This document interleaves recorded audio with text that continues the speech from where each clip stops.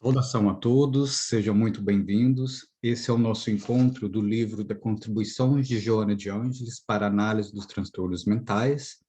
E o nosso tópico de hoje a ser trabalhado é a saúde integral na visão de Joana de Ângeles. Então, agora eu gostaria de passar a palavra para o nosso querido amigo Alexandre. Obrigado, Fabrício. Olá a todos novamente, que aqui nos encontramos nessa força-tarefa mundial para cada vez mais penetrarmos neste conhecimento que está sendo ofertado por Joana de Ângeles, através da psicografia de Divaldo Franco, com tanto amor, com tanto carinho. E é uma alegria nós podermos, então, nos debruçar nesse conteúdo, já que ela nos oferta, já que ela traz dezenas de livros, sendo alguns da série psicológica. Vamos aceitar esse desafio, vamos aceitar esse convite, para que a gente possa, pelo menos neste encontro, ir facilitando a compreensão que nós vamos tendo dessa mentora. Também convido a Adriane, que é do nosso grupo da AME Brasil, né, Adriane? Sempre que tu quiser me interromper, entrar, né, essa aula é de todos nós aqui, né? E convidando a todos que estão aqui como alunos, né, que vão levantando então a mãozinha. Eu gosto de uma construção participativa, isso torna o estudo cada vez mais gostoso, né? Esse segundo capítulo, então, do livro das contribuições de Joana de Ângeles para a análise dos transtornos mentais, ele vai nos desafiar para que nós possamos rever os nossos paradigmas como criaturas humanas. Claro que muito do que ela traz ali, vocês vão ver que já está em Kardec, mas ela vai fazer, então, uma interação com os conceitos de saúde e de doença que nós carregamos quanto humanidade. E vocês podem ver que eu precisei fazer um apanhado de vários trechos da obra dela, porque isso está distribuído, então, ao longo da série psicológica, não está apenas num livro ou em outro. Eu não sei vocês, mas conforme eu estava escrevendo, estava fazendo o levantamento do conteúdo, eu fiquei pensando assim, de fato, eu acho que nós não sabemos viver. Porque o nosso conceito de vida, do significado de estar na Terra, ele muitas vezes é muito incompleto. Ele abarca muito mais a criatura física, material, dentro da sua finitude biológica, do que a natureza do espírito em sua ampla potencialidade reencarnatória. E por trazermos então à baila a realidade reencarnatória, estamos falando também do propósito da reencarnação, por que o espírito veio na Terra.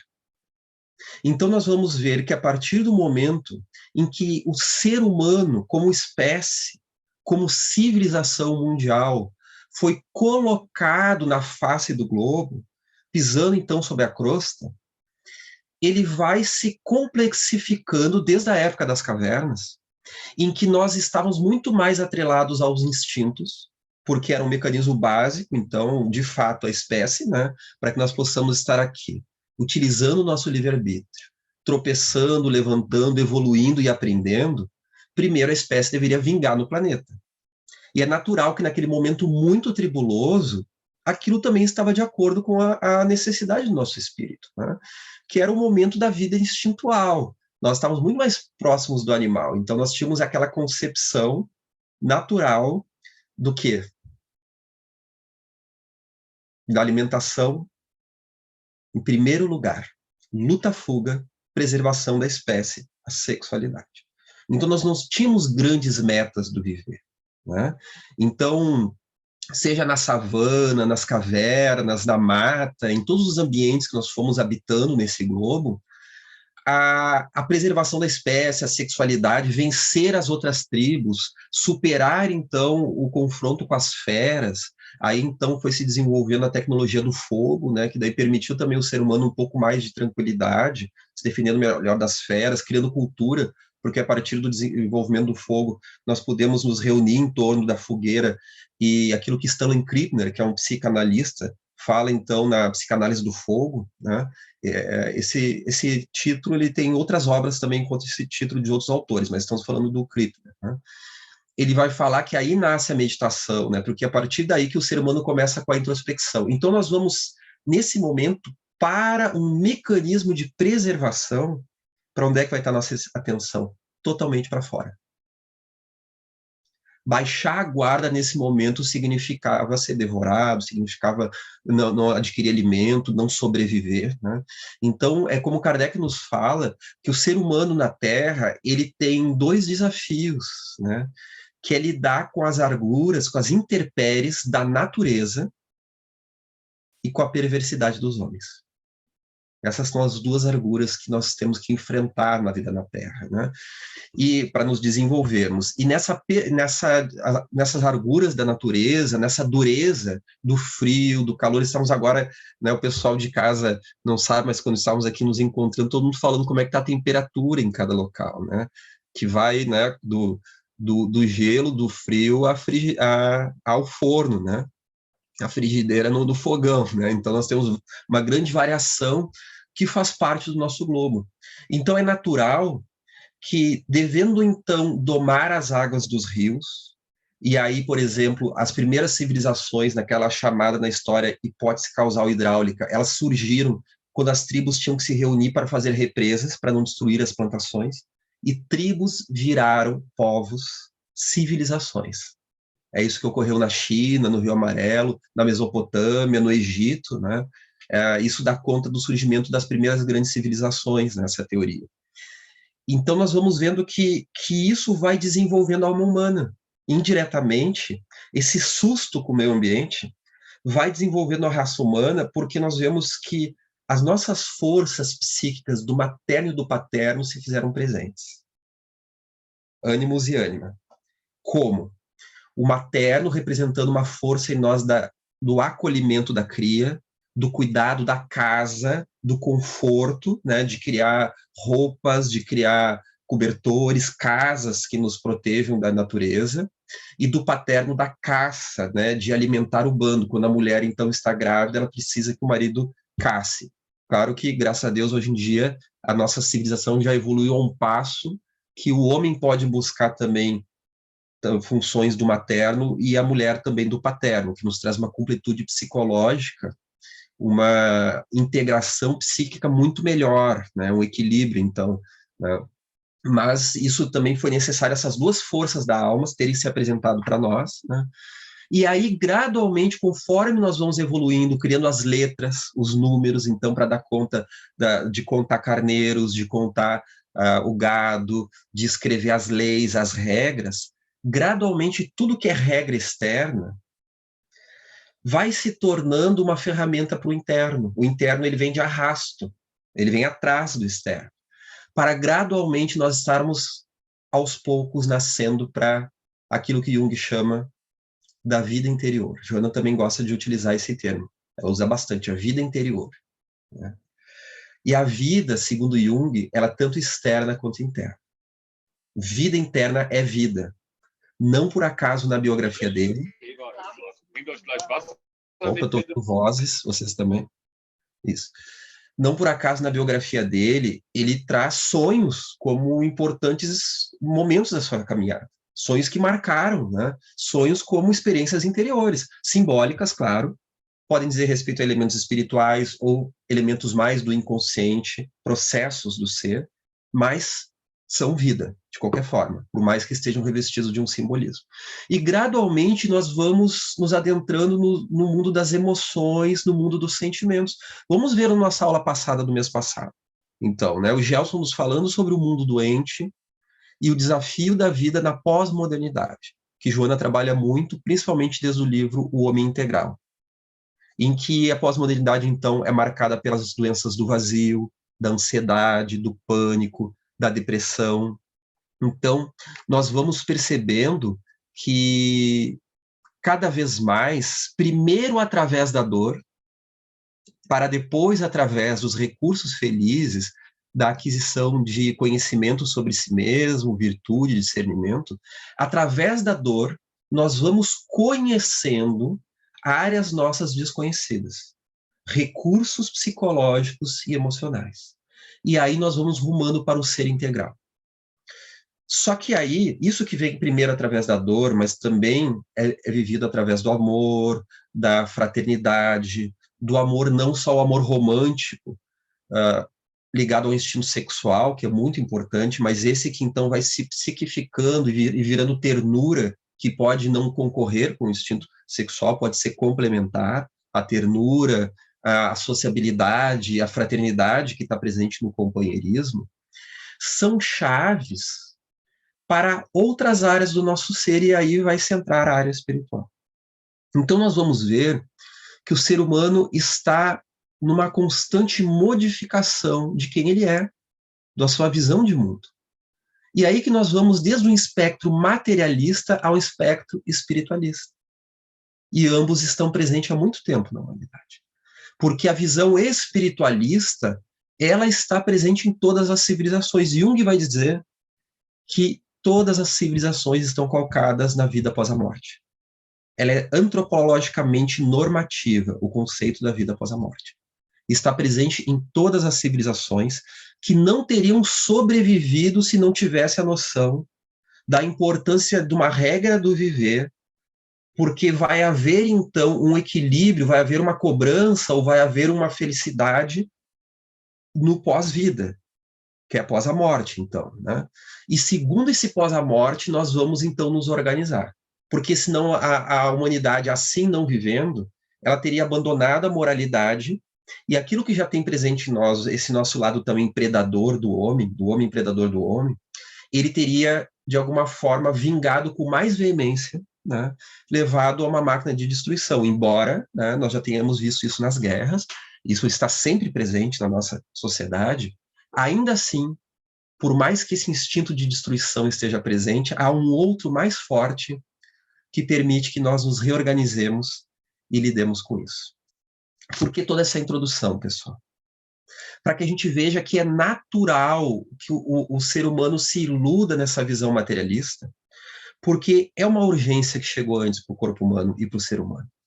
É uma urgência que chegou, né? Então nós vamos primeiro analisar os conceitos de saúde e doença. E a gente pergunta, o que é saúde? O que é um indivíduo saudável? A resposta mais óbvia seria a ausência de doença, não é? Mas conforme nós vamos complexificando o que significa estar doente, nós vamos vendo que isso não é tão fácil de definir. Segundo a Organização Mundial de Saúde, foi no ano de 1946 que se gerou o conceito agora vigente. Claro que depois ele foi sendo mais explorado, né? Então, o conceito básico é que saúde representaria o completo bem-estar físico, psicológico e social. Completo bem-estar, completo, tá? Ou seja, impossível. Tá? Brincando aqui, né, pessoal? Já ouça aquela musiquinha do Missão Impossível, sabe? Aquela tan, tan, tan, tan, tan. Claro, parece algo utópico, mas, por mais utópico que pareça, esse conceito ele é importante. Porque ele abrange aí 3 áreas, bio, psico, social. Não é apenas a ausência de distonia orgânica, o que era o conceito do passado.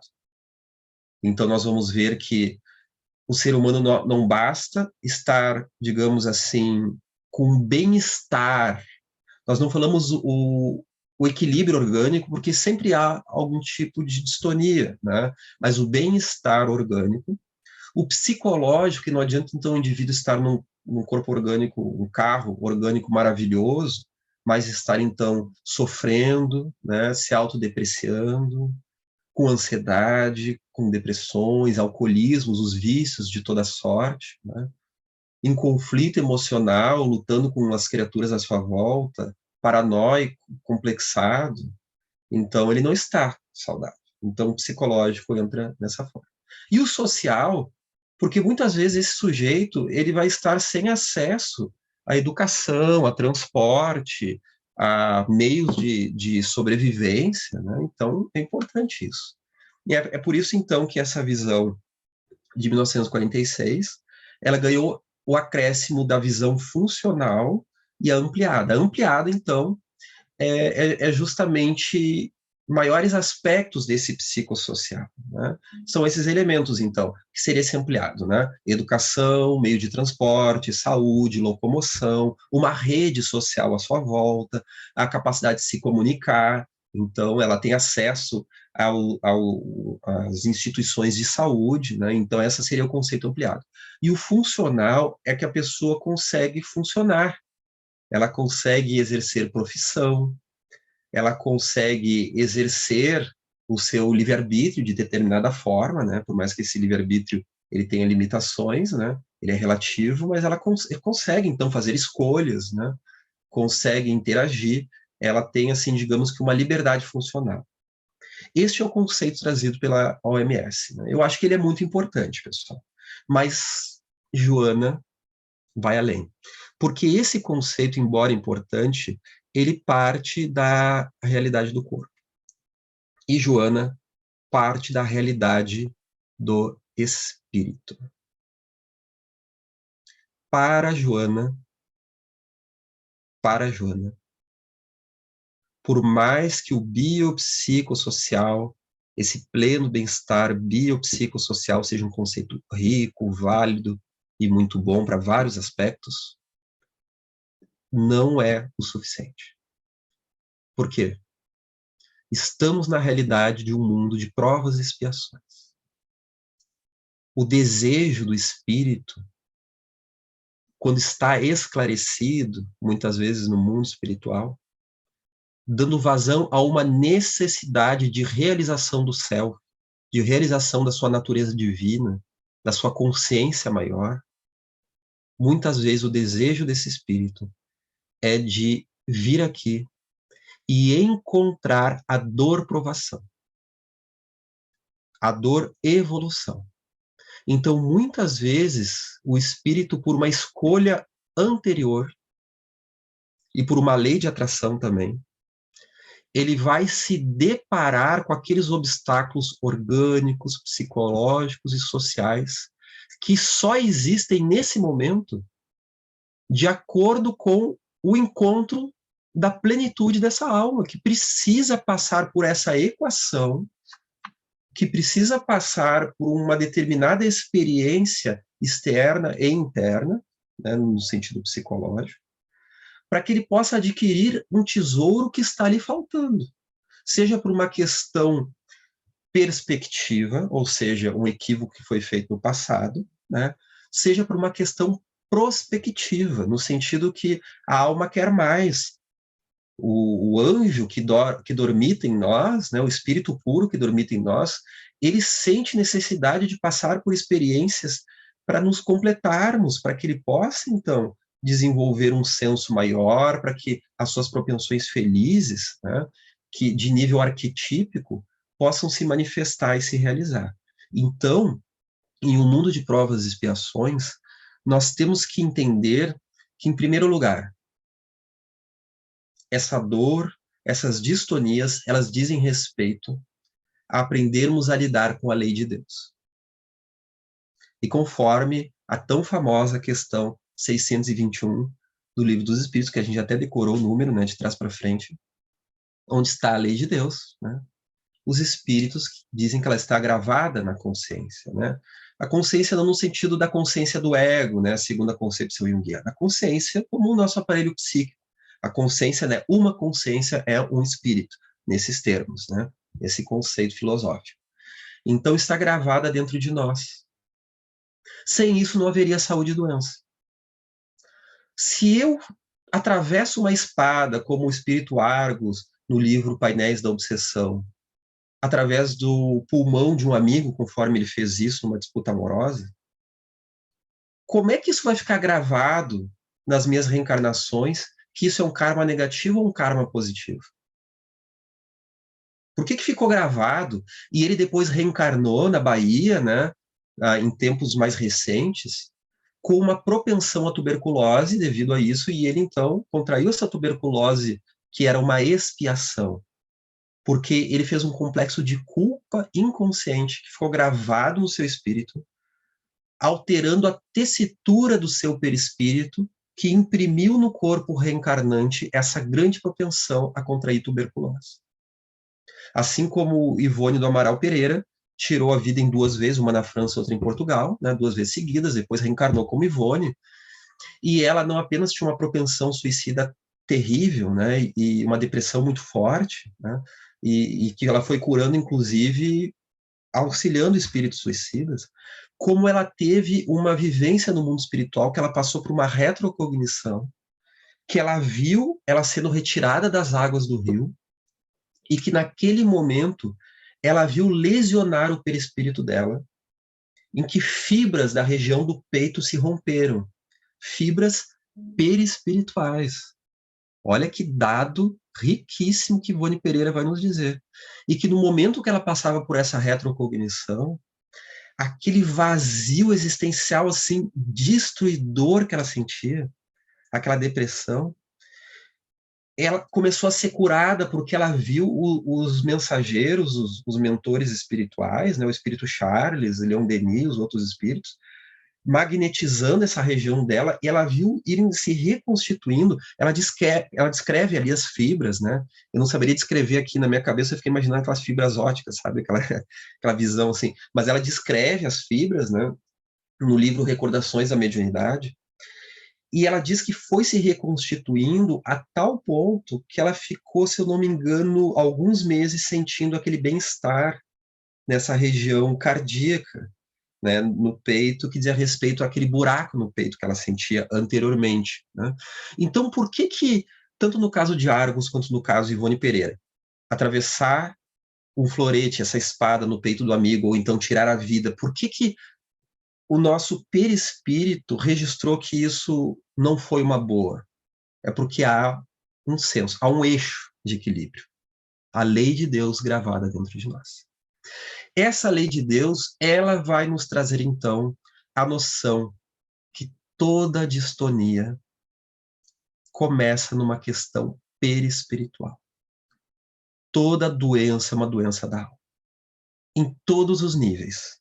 Desde a doença karma, de experiência de vidas passadas, principalmente a expiatória, né? Desde a doença um vício que por provação eu não estou conseguindo vencer, então eu tenho a prova, né? Lembramos aqui que as provas são mais sutis que as expiações. Expiação é um resgate compulsório, né? Não tem, querendo ou não, a gente vai passar, e o que importa na expiação é como nós vamos passar pela expiação, né? Se é tentando viver melhor, apesar disso, ou tocando fogo no circo, né? Tem gente que passando pela expiação é dor de cabeça para todo mundo, né? A pessoa bate tanto, né, que inclusive gera outros débitos, né, piores ainda. E para as provas, elas são mais sutis, apesar de tem provas muito sérias, né, mas elas são mais sutis que as expiações, no sentido que é o desenvolvimento e a experiência do livre-arbítrio, né, para o quê? Do livre-arbítrio que vai resultar em responsabilidade, em boa capacidade de responsabilidade. Então nós vamos ver assim, que essa distonia energética que Joana de Ângeles vai nos falar, deixa eu até tentar lembrar aqui em que trecho ela traz essa distonia energética, não lembro se eu marquei aqui, né? Ela traz aqui, por exemplo, né, que a mente humana, eu vou falar da mente daqui a pouco, desafiando os paradigmas, ela é co-criadora, preservando ou torpedeando as células da organização física, tanto quanto delicados equipamentos psíquicos. A mente vai torpedeando. Né? A saúde, desse modo, além de decorrer dos compromissos kármicos em pauta, né, provas e expiações, resulta de ondas mentais elaboradas e mantidas. Ela fala isso no Desperte e Seja Feliz. Né? Então, nós vamos vendo que é uma distonia vibratória, e conforme a humanidade entrou na física quântica a partir do ano de 1900, nós já temos a noção de que matéria é energia coagulada, que tudo é vibração.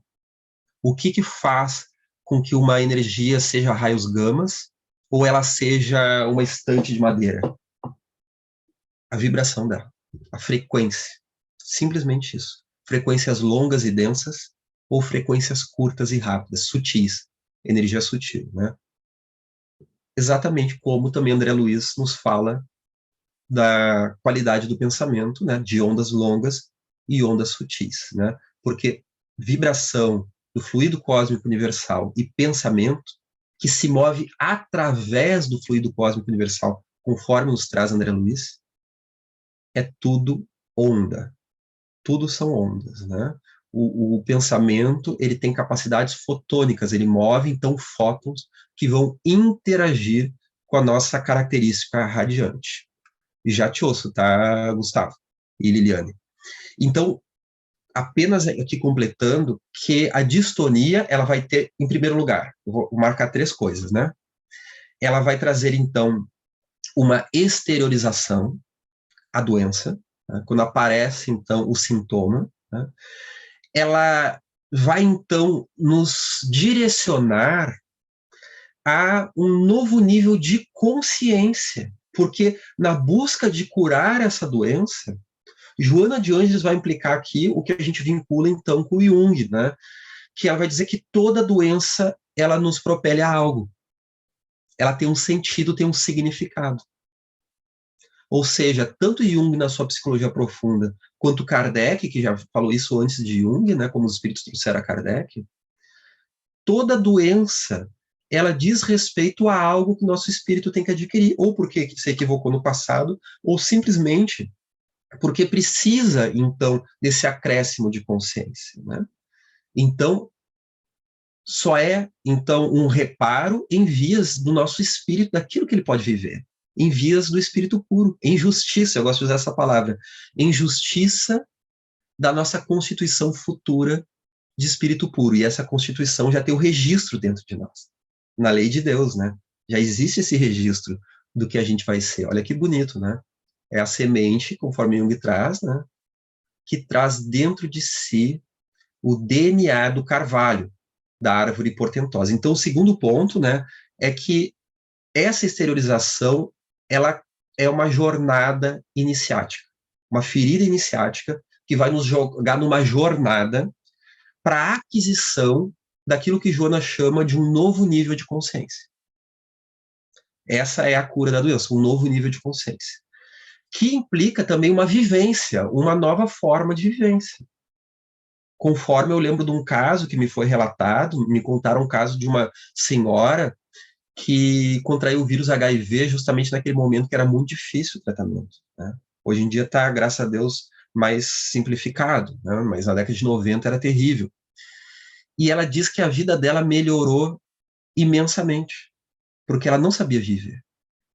Não sei o que ela vivia, não conheço essa pessoa, mas diz assim que ela não se respeitava, tinha uma vida que não cuidava da alimentação, não cuidava do sono, né? As buscas dela, talvez os interesses não eram tão profundos, não saberia dizer quais são, né? Mas só foi me contado esse relato, né, de que ela teve uma mudança, né, e dizem as pessoas que vêm com ela que é uma pessoa maravilhosa, que tem muita, tem uma busca de consciência, tem uma empatia, tem um cuidado consigo, né, tendo que se cuidar, sabendo que ela não poderia descuidar de si. A partir desse autocuidado, ela foi encontrando muitas pérolas, né? E aí, o terceiro ponto é aquele que eu comentei antes, né? Que isso implica, então, na conquista do livre-arbítrio. Implica, então, essa busca de curar as doenças, entre aspas, né? De trabalhar o seu significado, vai nos levando a amadurecer a forma que nós lidamos com o nosso livre-arbítrio, fazendo melhores escolhas em vias, né, de um amadurecimento, uma visão mais profunda do que é a vida na Terra, né? Depois desses 3 pontos, Gustavo e Liliane, vocês querem falar? E tem a Sara também com a mãozinha levantada. Oi, obrigado, boa noite. Assim, eu gostaria de perguntar e comentar, você fez uma alusão com relação às provas e à expiação, que no caso da expiação, às vezes, a expiação até acaba gerando novas expiações, porque a pessoa não consegue lidar com aquilo e a casa acaba gerando mais problema para si e até para os outros. Se a gente olhar de um ponto de vista, por exemplo, imagina uma escola, né? Você tem um aluno numa classe e esse aluno está indo de mal a pior, né?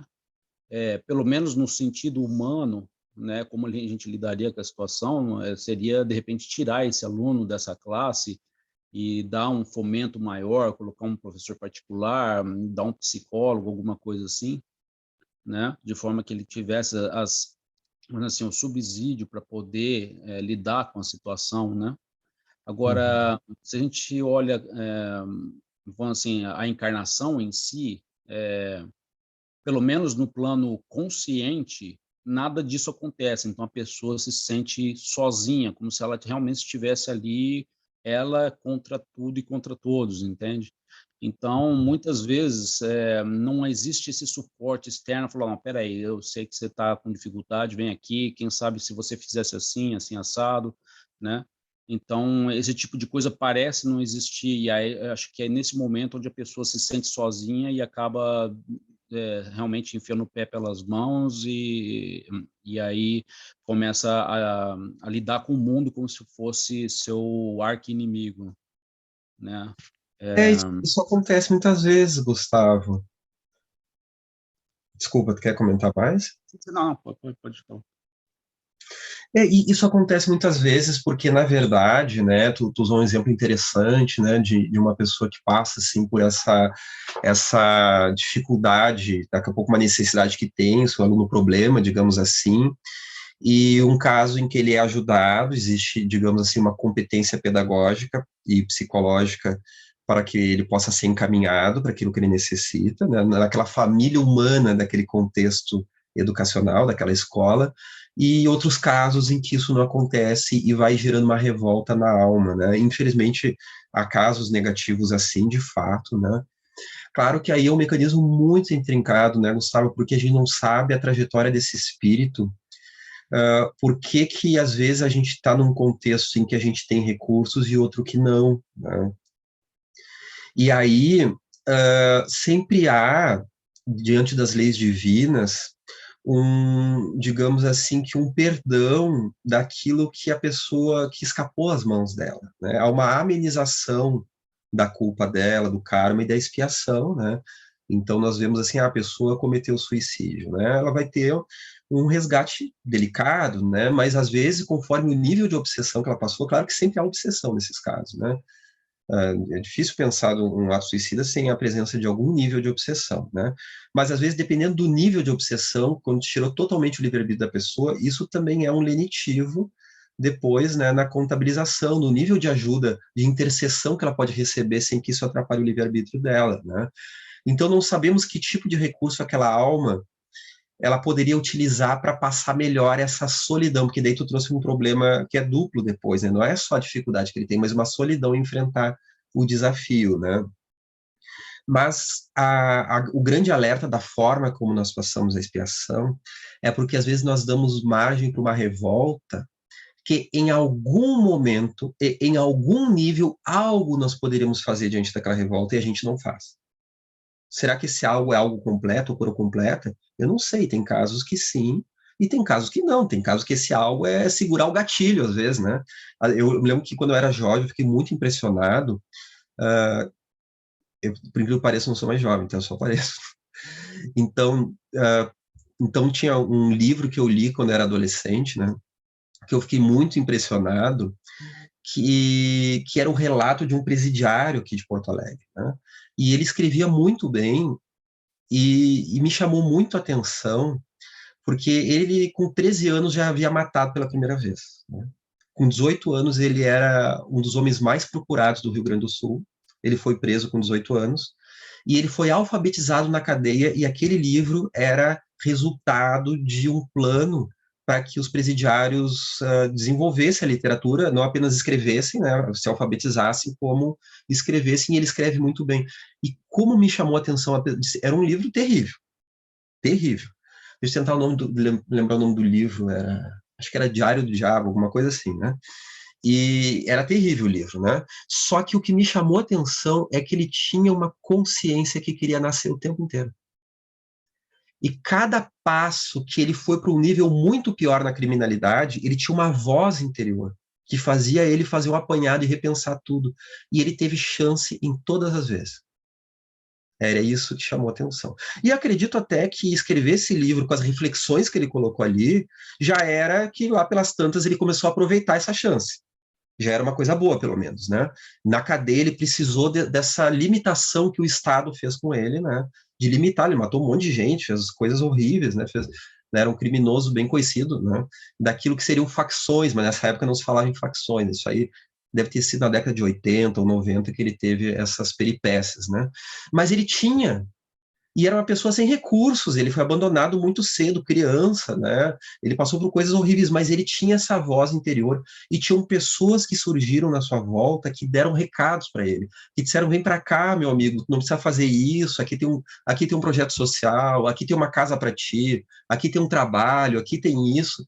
E ele foi gradativamente, ele ficava naquele questionamento: eu vou ou não vou? E ele acabava indo, né, para o revólver, para o crime, né? E aí a coisa foi se complicando, né? Então, aí que entra essa questão da expiação. Às vezes a gente bate tanto o pé, né? Até porque é muito intricado esses pontos, né? A sociologia extrafísica, ela vai nos trazer um nível, né? Quando ela estiver na Terra, a sociologia extrafísica, talvez a gente ainda não tenha condições de penetrar nela, a não ser com questionamentos. Com questionamento nós podemos entrar já numa sociologia extrafísica. Mas numa varredura, talvez só com uma maior percepção mediúnica, né, e uma maior e um maior atestado da realidade da vida após a morte a um nível mundial, para que a gente possa entrar nessa lei de causa e efeitos, porque muitas das vezes o indivíduo que não tem algum recurso, ele pode ter esse recurso em muitas vidas, e ele utilizou mal esse recurso, né, e aí sabe-se lá se esse jovem aí que tu usou, esse hipotético, né, há muitos jovens assim, só que cada caso é um caso. E isso a Joana também vai trabalhar aqui, já vou fazer uma ponte com isso, né? Que Joana vai nos trazer que a doença, às vezes de manifestação idêntica, pode, em cada caso, ter significados completamente diferentes para a individuação daquela pessoa. Pode ter um significado completamente diferente, às vezes, né? Às vezes é algo que está ali para segurar a pessoa em algo, né? Para ela não fazer algo pior. Às vezes é algo para que inicie ela numa trajetória em que ela vai vai ajudar pessoas, ou que ela vai, então, conviver com ajuda, ela vai precisar da ajuda dos outros, às vezes ela é muito revoltada. Eu lembro, por exemplo, um grande mestre da minha vida, uma grande alma que teve comigo, era meu irmão, né? Ele era 3 anos mais jovem que eu. Ele desencarnou quando ele ia completar 25 anos, né? Ele tinha uma doença chamada distrofia muscular. E ainda das 30 distrofia muscular, ele tinha a mais séria, que é a de Duchenne, né? Então se esperava que ele ia desencarnar aos 15 anos de idade no máximo, né? Então naquela época não se tinha muito conhecimento sobre a distrofia muscular, a gente vivia apavorado com a história da morte, né? Até isso também iniciou nossa família no espiritismo, né? E ele desencarnou somente nas vésperas dos 25 anos, né? E como foi interessante a mudança de personalidade dele, né?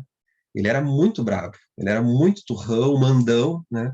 Só que ele dependia da gente, né? A gente que dava banho nele, a gente que alimentava, a gente que cuidava, que escovava os dentes dele, que fazia todas as coisas em casa, né? E fazia com a maior dedicação, né? Eu lembro desde os meus 11, 10, 11 anos, eu carregava ele, botava na cama, fazia coisa. E eu tive e desenvolvi um prazer muito grande por cuidar dele, né? E ele me brindou com um dos maiores, digamos assim, com maiores atestados da vida após a morte, né? Então, justamente, eu tive a bênção de ver ele na hora imediata ao desencarne, numa grande felicidade, em consciência espiritual, né? No exato momento do desencarne, né? Coisa que é um tanto rara, né? E numa alegria muito grande, e ali eu entendi, né, que a saúde é outra, e Joana vai trazer isso, né, que a saúde, cada doença tem um significado, né, eu acho que na vida dele teve inúmeros significados, e na minha também, na nossa família, né, foi dito depois em alguns centros espíritas, né, depois que apareceu a doença, que ele tinha ali alguns débitos do passado, né, ele tinha ali era uma alma, né, que já tinha ganhos, mas tinha perdas também, nessas perdas havia também colocado pessoas em situações de perda de locomoção, né, devido à violência em vidas passadas no Brasil colonial, né? Então aquilo era um resgate, uma expiação, né? Então muitas vezes faz parte do pacote os recursos, né? Mas vamos ouvir a Sara e a Eusoli. Boa noite. Eu tenho uma pergunta para você. Pelo que você falou, então a doença ela é de origem do espírito. Toda doença tem um fundo espiritual? Para a Joana, sim, mas em vários níveis. Tá? Importante tu Tá. lembrar isso. Muito obrigado. Em vários níveis. Primeiro, esse nível kármico, né, de provas e expiações. Eu entrei nesse assunto, né, das provas e expiações. Sim. Em segundo lugar, porque o espírito, ele bombardeia a matéria com a capacidade vibracional do seu pensamento. Gradualmente, a ciência terrena está chegando nisso, porque a psicossomática já é botar o dedinho dentro dessa piscina, já é entrar um pouquinho nisso.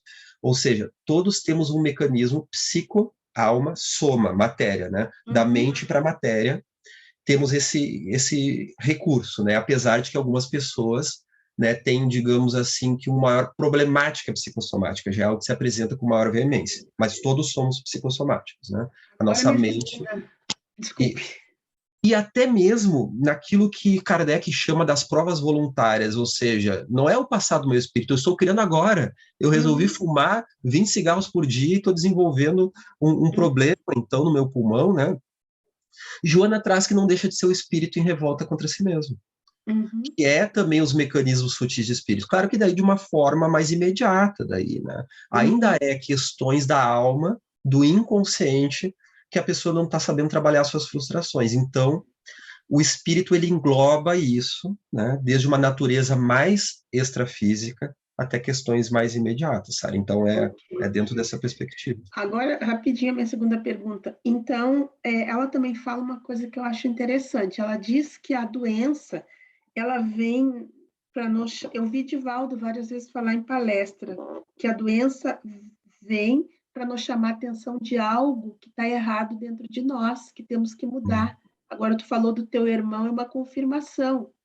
A doença ajudou a mudar, a se transformar. É isso?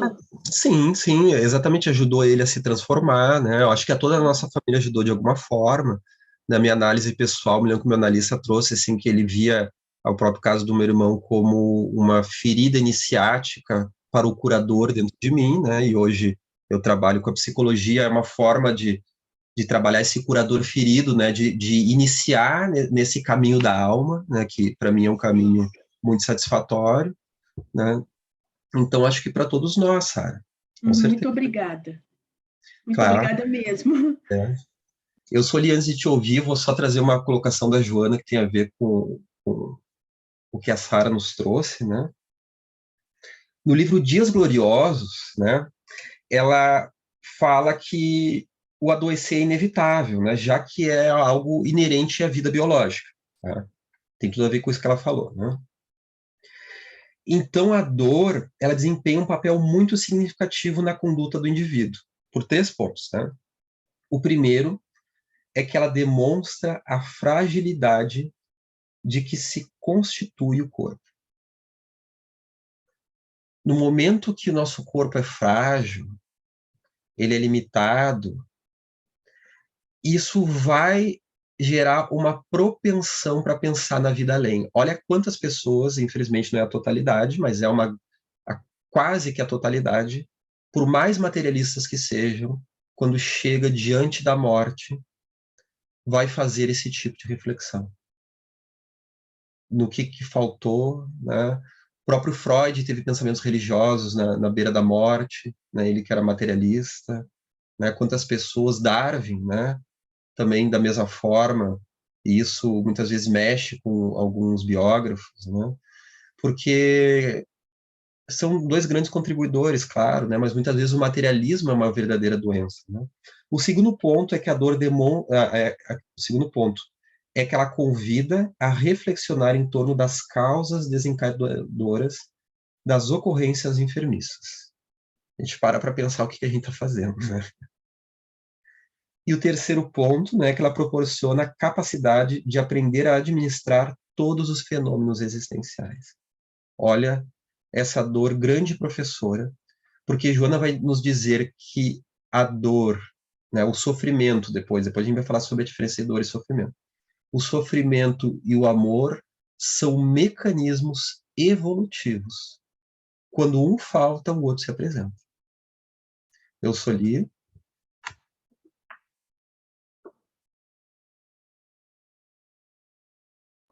Oi, boa noite, Alexandre, querido Alexandre. Ah. Eu estava escrevendo, Gustavo, foi lindo, mecanismo evolutivo, né? Ai, que lindo. É o seguinte, como eu tinha uma pergunta, mas quase que ela já foi até respondida agora, nesse instante, né? Mas antes disso, eu queria até fazer aquele comentário, tomando aquela parte que você falou, né? Do Duchenne Syndrome, essa síndrome da duquesa, né? É uma distrofia muito profunda, e ela vai devagar. Com o tempo, a pessoa realmente não tem mais nada para mexer, mas o cérebro é totalmente lúcido. E a voz, a mente. Então, eu sou enfermeira. Então, o que eu fazia? Eu tinha cuidado com ela, eu ia fazer visita, o governo me pagava para fazer visita àquele senhor jovem. Ele teve a Duchesse, começou bem jovem, por volta de 18 anos. Ele desencarnou com 31, 32 anos. E eu cuidei dele 10 anos. Ia visitá-lo. Mas eu vou contar só uma coisa que é muito bonita, a evolução do espírito. E esse rapaz tinha uma inteligência fantástica, parecia um gênio. Uma inteligência impressionante. As pessoas que cuidavam deles eram acadêmicos, porque não pode, aqui na Suécia, não pode cuidar de pessoas que estão totalmente dependentes, não podem nem se mexer, pessoas que não tenham um nível muito bom de tomar atitude no momento que precisa tomar uma atitude. Então, além de, claro, né, saber como funcionam os aparelhos e tudo mais. Então, eu lembro dele, estou vendo ele aqui na minha frente, esse menino maravilhoso, e ele era muito assim, parecia bravo com tudo, mas depois ele não sei, eu fui conversando com ele, depois que os outros também foram passando, né? Eu consegui assim chegar no nível de poder falar um pouquinho, de levinho, sobre a doutrina espírita, e falei assim devagar, porque também não pode impor nada para ninguém, claro, a gente sabe. Mas esse rapaz aceitou um dia, depois de anos, ele aceitou o livro O Nosso Lar.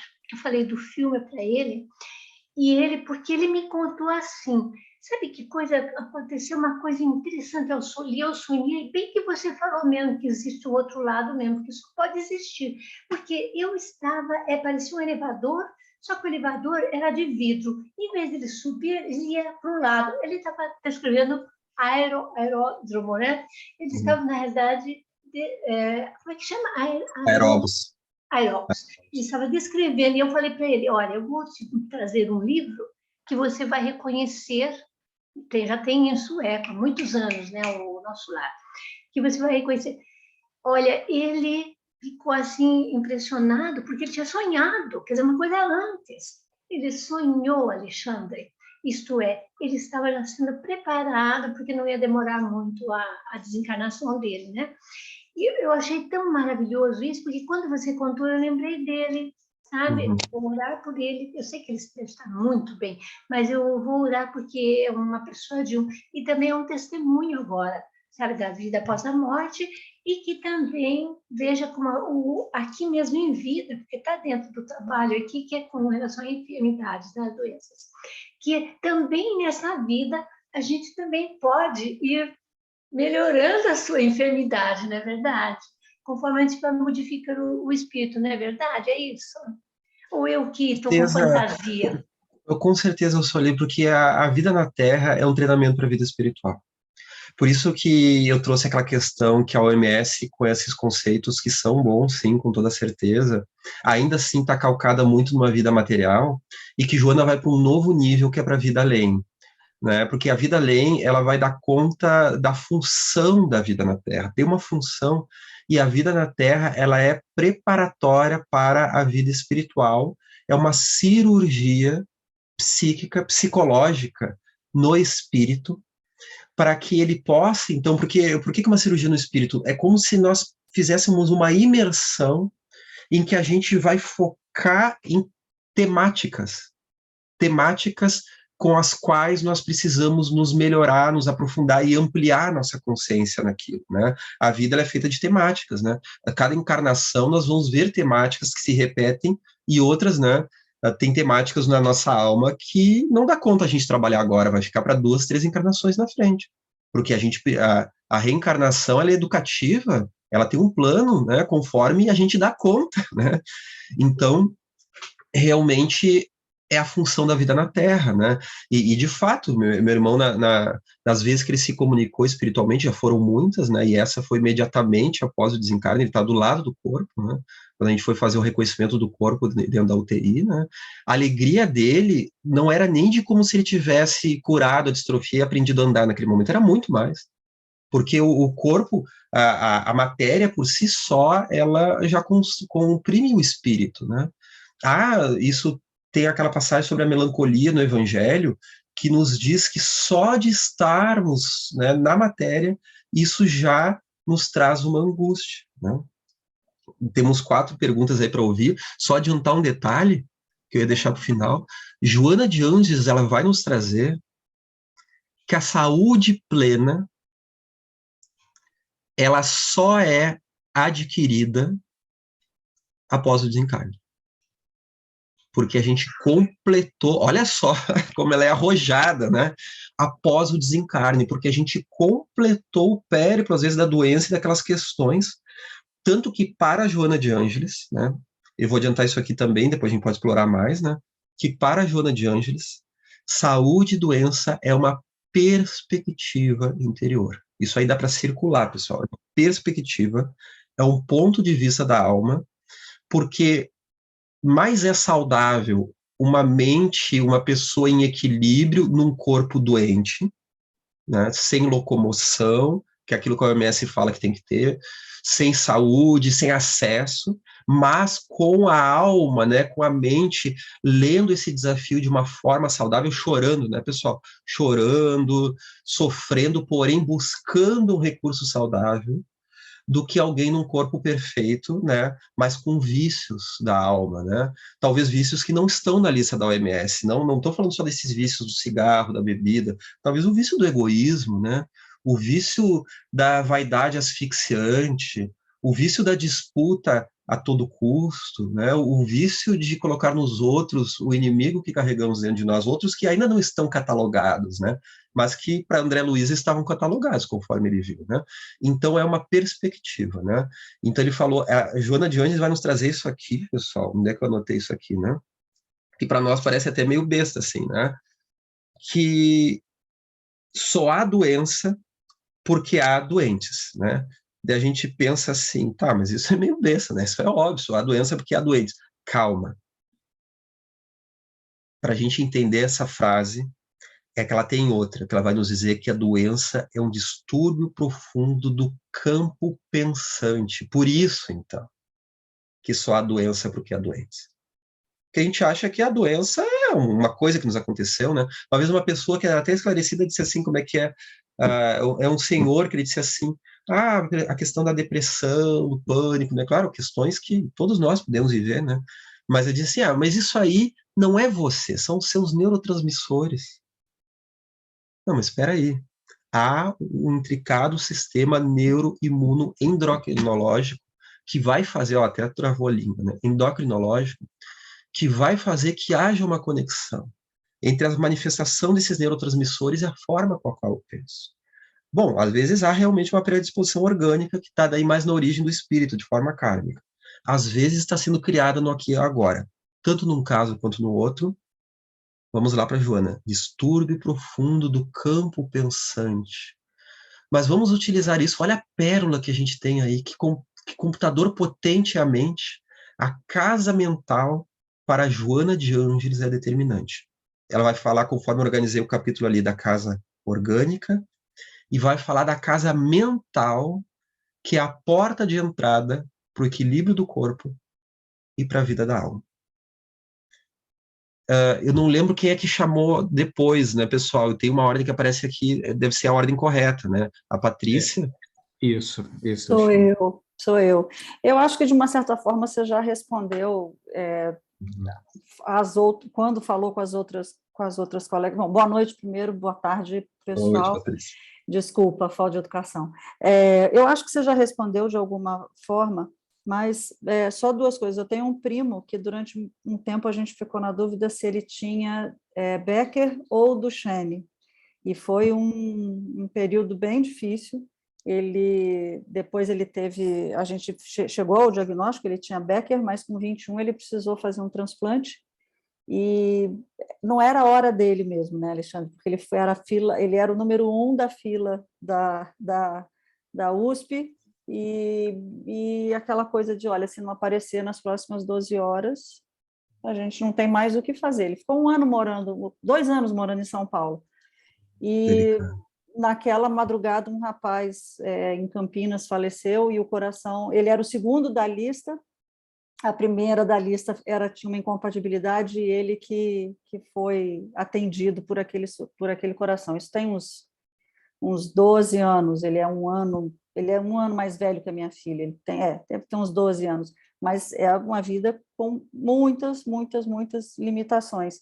E aí a pergunta vem na sequência, assim, então a doença é uma forma da gente, enquanto encarnado, ampliar nossa consciência para poder, ainda nessa encarnação, melhorar no que a gente precisa melhorar, fazer o que a gente precisa fazer, rever o que a gente precisa rever, deixar de fazer o que a gente vem fazendo.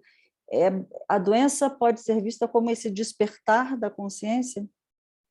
Sim, mas há um nível muito profundo, tá, Patrícia? Não é uma receita de bolo que a gente vai ver assim, quem tá doente é só porque ainda não aprendeu a cuidar de si mesmo, esse autodomínio, e eu tô bem, quer dizer que eu faço. Não é assim, é algo muito mais profundo. Porque nem sempre a gente consegue, então, né? Nem sempre vai ser numa vida só, né? Por exemplo, assim, a distrofia, até onde eu sei atualmente, né? A USP, tu falou, é um dos principais locais de estudo no Brasil, o principal, né? Ela não tem cura, né? A não ser que tenha saído alguma notícia nova que eu não tenha acompanhado, né? Ela não tem cura, por enquanto, né? E mais, nós vamos ver, assim, que muitas vezes o espírito já adquiriu a cura aqui, né? Mas isso vai se manifestar, essa cura, a libertação, ela vem depois, porque essas doenças são libertações, né? Vamos lembrar do Jesus Gonçalves, que era um grande médium e poeta brasileiro, né? Que de uma alma maravilhosa, que passou pelos leprosários devido à hanseníase, né? A lepra, e que ele era disputado pelos leprosários porque ele animava todo mundo, ele ajudava até a equipe de enfermagem, ele dava conselhos, ajudava, trabalhava com a mediunidade, era uma alma fabulosa. E quando apareceu para Divaldo, espiritualmente, Divaldo achou que estava vendo um obsessor, né, porque ele apareceu com os apodrecimentos do rosto, sem nariz, sem parte do pé, sem parte da mão, né, conforme ele desencarnou. E Divaldo se assustou, né? Pensou, poxa, quanto mais eu rezo, mais assombração me aparece. Mas aí ele foi contar a história dele, né? Ele tinha sido Alarico, que invadiu Roma, ele foi o cardeal Richelieu, aquele homem poderoso, né, da época da França do Rei Sol, né, e que iniciou muitas guerras, né, e ele já teve, e apesar de ele ter recursos, né, culturais, como o cardeal Richelieu, ele iniciou muitas guerras, ele tinha alguns débitos, e ele só parou com essa mania através da doença. Então era a doença que veio para libertar ele, né? E ele evoluiu muito nessa vida, tanto que conforme ele ia contando a história dele, essas partes, justamente as que estavam em ferida, começaram a brilhar para Divaldo, a um nível que Divaldo não conseguiu mais continuar olhando para ele de tanto brilho, né? Então, nós vamos vendo que é sempre uma libertação, né? Então, às vezes, nós não vamos julgar, às vezes uma pessoa que está numa cadeira de rodas, está numa dificuldade, pode ser um espírito muito mais evoluído do que nós, mas que naquele momento está passando por aquele ato corajoso, né? Aquele enfrentamento, né, pessoal? E olha como apareceu a distrofia aqui hoje, né? Quantas pessoas com isso na história. Tem um filme maravilhoso que se chama O Escafandro e a Borboleta, que conta a história de um sujeito, se eu não me engano, o nome dele era Jean-Baptiste Bobby, que ele era um editor de uma revista, não sei se era a revista Vogue, uma revista de moda famosa na França, né? E ele passou pela chamada Locked-in Syndrome, que é uma paralisação total, isso é em fatos reais, e ele escreveu um livro piscando o olho, ele só conseguia piscar um dos olhos, eu acho que era o esquerdo, né? Só isso. e criaram um alfabeto para ele por piscada de olhos, e ele escreveu um livro, é um filme maravilhoso, porque ele passa por uma transformação pessoal muito grande, né, naquele pouco tempo que ele teve de sobrevida, né, e é um filme muito bonito, acho que é um dos poucos filmes que eu vi 2 vezes no cinema, né, eu voltei para ver de novo, né, ainda no cinema, de tão lindo, mas claro que eu também enxerguei ele por uma visão espiritual, né, a minha interpretação do filme, né. Maria? Boa tarde, Alexandre, boa noite aos demais colegas. Eu fiquei com dúvida, Alexandre, né, nas duas classificações que você deu, da doença e da dor. Então, a doença, ela pode vir pelo karma, que seriam registros perispirituais, pela mente psicossomática. Aí, nessa hora, você está falando da psiconeuroimunologia, que pensamentos e sentimentos podem gerar químicos no corpo, seria isso? Quando você diz da mente psicossomática. E das escolhas atuais, né? Isso é doença. Na dor, você fala que as funções ou os aspectos da dor pode ser, primeiro, pela fragilidade do corpo, pelo seu processo próprio de envelhecimento, senescência. Para demonstrar a fragilidade. Para demonstrar. Então, tá, agora sim. A serve. Joana fala que ela serve para que a gente tenha esse insight, né? Que o corpo é frágil e perecível. Tá bem. E o segundo aspecto, que o terceiro ficou claro, que é a capacidade de ensinar, que é para a gente administrar os conflitos existenciais, mas o segundo eu perdi. O segundo aspecto da dor. O segundo, né, é que convida, isso está na página do livro 52, a página 52 do livro do nosso estudo, né? A dor convida a reflexionar em torno das causas desencadeadoras das ocorrências enfermiças. Tá bem. Então, a gente entendeu o porquê daquela doença, seria isso? Da nossa perspectiva. Estudar a raiz das causas, né? É aprender a viver, né? Eu acho que nem André Luiz nos fala no Agenda Cristã, o quanto é pernicioso viver sem método. Nós estamos falando de um método rígido, uma eleição do ego, né? Que decide que tem que ser assim, assado, né?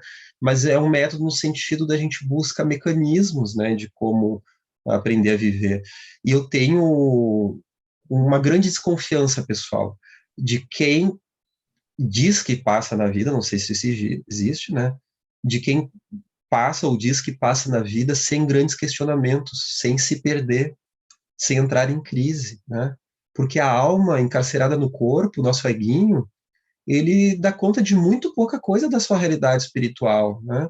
E os confrontos da vida, por melhor que seja a nossa consciência, a gente vai mudar de perspectiva. Por melhor que já seja, vamos imaginar assim, alguém que está mais na frente, né? Que já tem assim uma construção interessante, vai se modificar, né? Então eu desconfio quando alguém diz isso, né? Acho que isso acontece na pior das hipóteses, a pessoa não tem uma crise existencial no sentido profundo transformador. E essas crises, elas são cíclicas, né? A gente muda um estágio, daí fica bem, daí vem outro, a gente tem de novo. Elas são cíclicas também, né? Esses conflitos e outras questões. Claro. Muito obrigada. E até complementando esses 3 pontos, né, antes de ouvir mais ali as colegas, né, tem outros pontos aqui que a Joana traz também, né, também no Dias Gloriosos, que ela diz assim que essa ocorrência da dor, né, além de afastar a fantasia da imortalidade do físico, né, ela também estabelece equilíbrio, harmonia e perfeição, né, porque ela nos direciona para estudar e aceitar as verdadeiras leis da vida, né, para que a gente supere a nossa rebeldia, os nossos descuidos, os desajustes em geral, né? Porque esses desajustes, eles abrem campo para a instalação de doenças. Então, ela vai nos ajudar nessa autossuperação. A Marie, ou deve ser Marie, né? Oui, boa noite a todos, é Marie. A minha pergunta eu gostaria de saber sobre as doenças que vêm pelos fatores emocionais. Você poderia nos dar uma explicação nesse aspecto, por favor? Isso começou, em termos de doença terrena, Marie, na cardiologia, porque os cardiologistas, eles foram os primeiros a se dar conta que, conforme a vida mental dos pacientes, havia uma predisposição maior para a sobrevida, né? Tanto que o próprio caso do Divaldo, né, que foi diagnosticado com uma distonia cardíaca grave, já faz décadas atrás, e que ele não tinha muito tempo de vida. E ele, através de uma autoanálise de ressentimentos que ele tinha guardado e que ele achou que ele tinha curado, né, meditando na frente do espelho, conforme Joana disse para ele fazer, né, que ele perguntou para o inconsciente o que ocorria, ele conseguiu liberar tensões que ele nem sabia que tinha. E aí ele conseguiu, né, se curar de uma mágoa que tinha ficado de uma ocasião de 11 anos antes, né, justamente naquele momento que ele passou por algumas calúnias e perseguições, aquilo ficou guardado, né, ele achou que ele tinha perdoado de fato, mas algo ficou, e ele tinha programado o inconsciente dele, porque ele pensou assim, olha, se eu morrer tá tudo resolvido, né, vai acabar a tensão, vai acabar esse jogo, né, e aquilo gravou no inconsciente dele, né. Então, justamente, Marie, a forma como nós levamos os nossos sentimentos e as emoções, né, elas afetam o sistema respiratório, o sistema neurovascular e vascular, né, o sistema neurológico, né, predispondo a muitas ocasiões. Nós temos um caso no livro Missionários da Luz, né, que André Luiz é chamado pela mãe desencarnada de um senhor já idoso, que estava prestes a desencarnar por umas placas, né, na questão neurológica, justamente por causa da má qualidade dos seus pensamentos, da tensão com que ele vivia. Então nós vemos que aquilo ia constringindo os vasos dele, né, e como ali havia um acúmulo de gordura com aquelas placas, aquilo estava prestes a estourar, e eles fazem uma intervenção magnética nele, que ele relaxa, e através dessa relaxação, e através dessa influência vibracional fotônica, né, segundo a física quântica, né, fotônica, sobre essa região, vai então dar mais tempo de vida a ele, né? Isso está nos Missionários da Luz, capítulo 6 ou 7, por aí, né? Então, a ciência terrena já está chegando nesse ponto, Marie, dessa questão emocional. Sem contar a psicossomática, né? Que ela é muito ampla, né? Tem muitas escolas na psicossomática, né? Que vão falar do corpo simbólico, né? Em que uma das teorias é que aquilo que nós não simbolizamos emocionalmente, né? A gente pensa assim, então quer dizer que essa dor que eu estou sentindo é porque eu fiquei numa revolta com o meu pai lá na infância, mas ao mesmo tempo que eu amo ele, né, e a pessoa que ele representa na minha vida, ele também foi muito cruel em alguns aspectos, como me tratou, e daí eu fiquei assim, ao mesmo tempo, me cobrando por isso, ou seja, a gente vai fazendo um apanhado, a gente vai simbolizando quando a gente vai fazendo isso. Mas então quer dizer que eu não preciso ser cruel agora com as pessoas, porque isso que me ocorreu não diz respeito àquela realidade, né? E hoje eu sou um adulto que eu me tornei, que eu não pensei que eu ia me tornar, então quer dizer que isso não é tão verdade. Hoje eu vejo a fragilidade desse pai, hoje eu consigo lidar um pouco melhor que ele, e daí quando eu comecei a ser pai, isso veio à tona, eu comecei a ser rude com meu filho, mas daí, ou seja, tô criando uma coisa hipotética, aí, né? A pessoa vai simbolizando, ela vai fazendo um processo de pensamento abstrato sobre dores que são abstratas. E quando eu começo a usar a figura da infância, do pai, o pai que eu sou agora, essa dor que eu estou sentindo, será que eu estou sendo arrogante? Eu estou dando nome para coisas. Talvez depois eu vou fazer uma outra análise e vou chegar num nível melhor dessa simbolização até, mas por enquanto já está me servindo, em vez daquilo ficar numa tensão inaudita, que eu não simbolizo de jeito nenhum, e daí o canal psicossomático, ele vai atuar. Porque para a Joana, a mente vem antes do corpo. Por quê? Importante para hoje isso. Tá? Para a Joana, estamos falando da dinâmica do perispírito, que é uma ferramenta mais poderosa para o espírito do que é o corpo. Vamos lembrar que tanto para Kardec quanto para Joana, e até mesmo para Jung, com outras palavras, né, mais sutis, né, o corpo, ele não dá conta de todo o perispírito, de toda a nossa maquinaria do corpo espiritual, o que dirá do espírito, né? Do corpo espiritual, que o perispírito ele ainda é fluido cósmico universal, né? Existe o espírito, existe o fluido cósmico universal. Ele ainda é um mecanismo do espírito, né? Que liga ao corpo. E o perispírito chamado, então, por Hermínio Miranda, por modelo organizador biológico, ele que pega o material genético dos pais, na concepção, ele organiza esse material para que expresse nesse novo corpo que está se formando aquelas propensões psíquicas, não só que o espírito carrega em si, e que está marcado no seu perispírito, mas aquelas que ele vai precisar para a jornada dessa encarnação. Né? E até poderíamos incluir aí para o caminho de individuação daquele espírito, né? Daquela pessoa nessa vida. Né?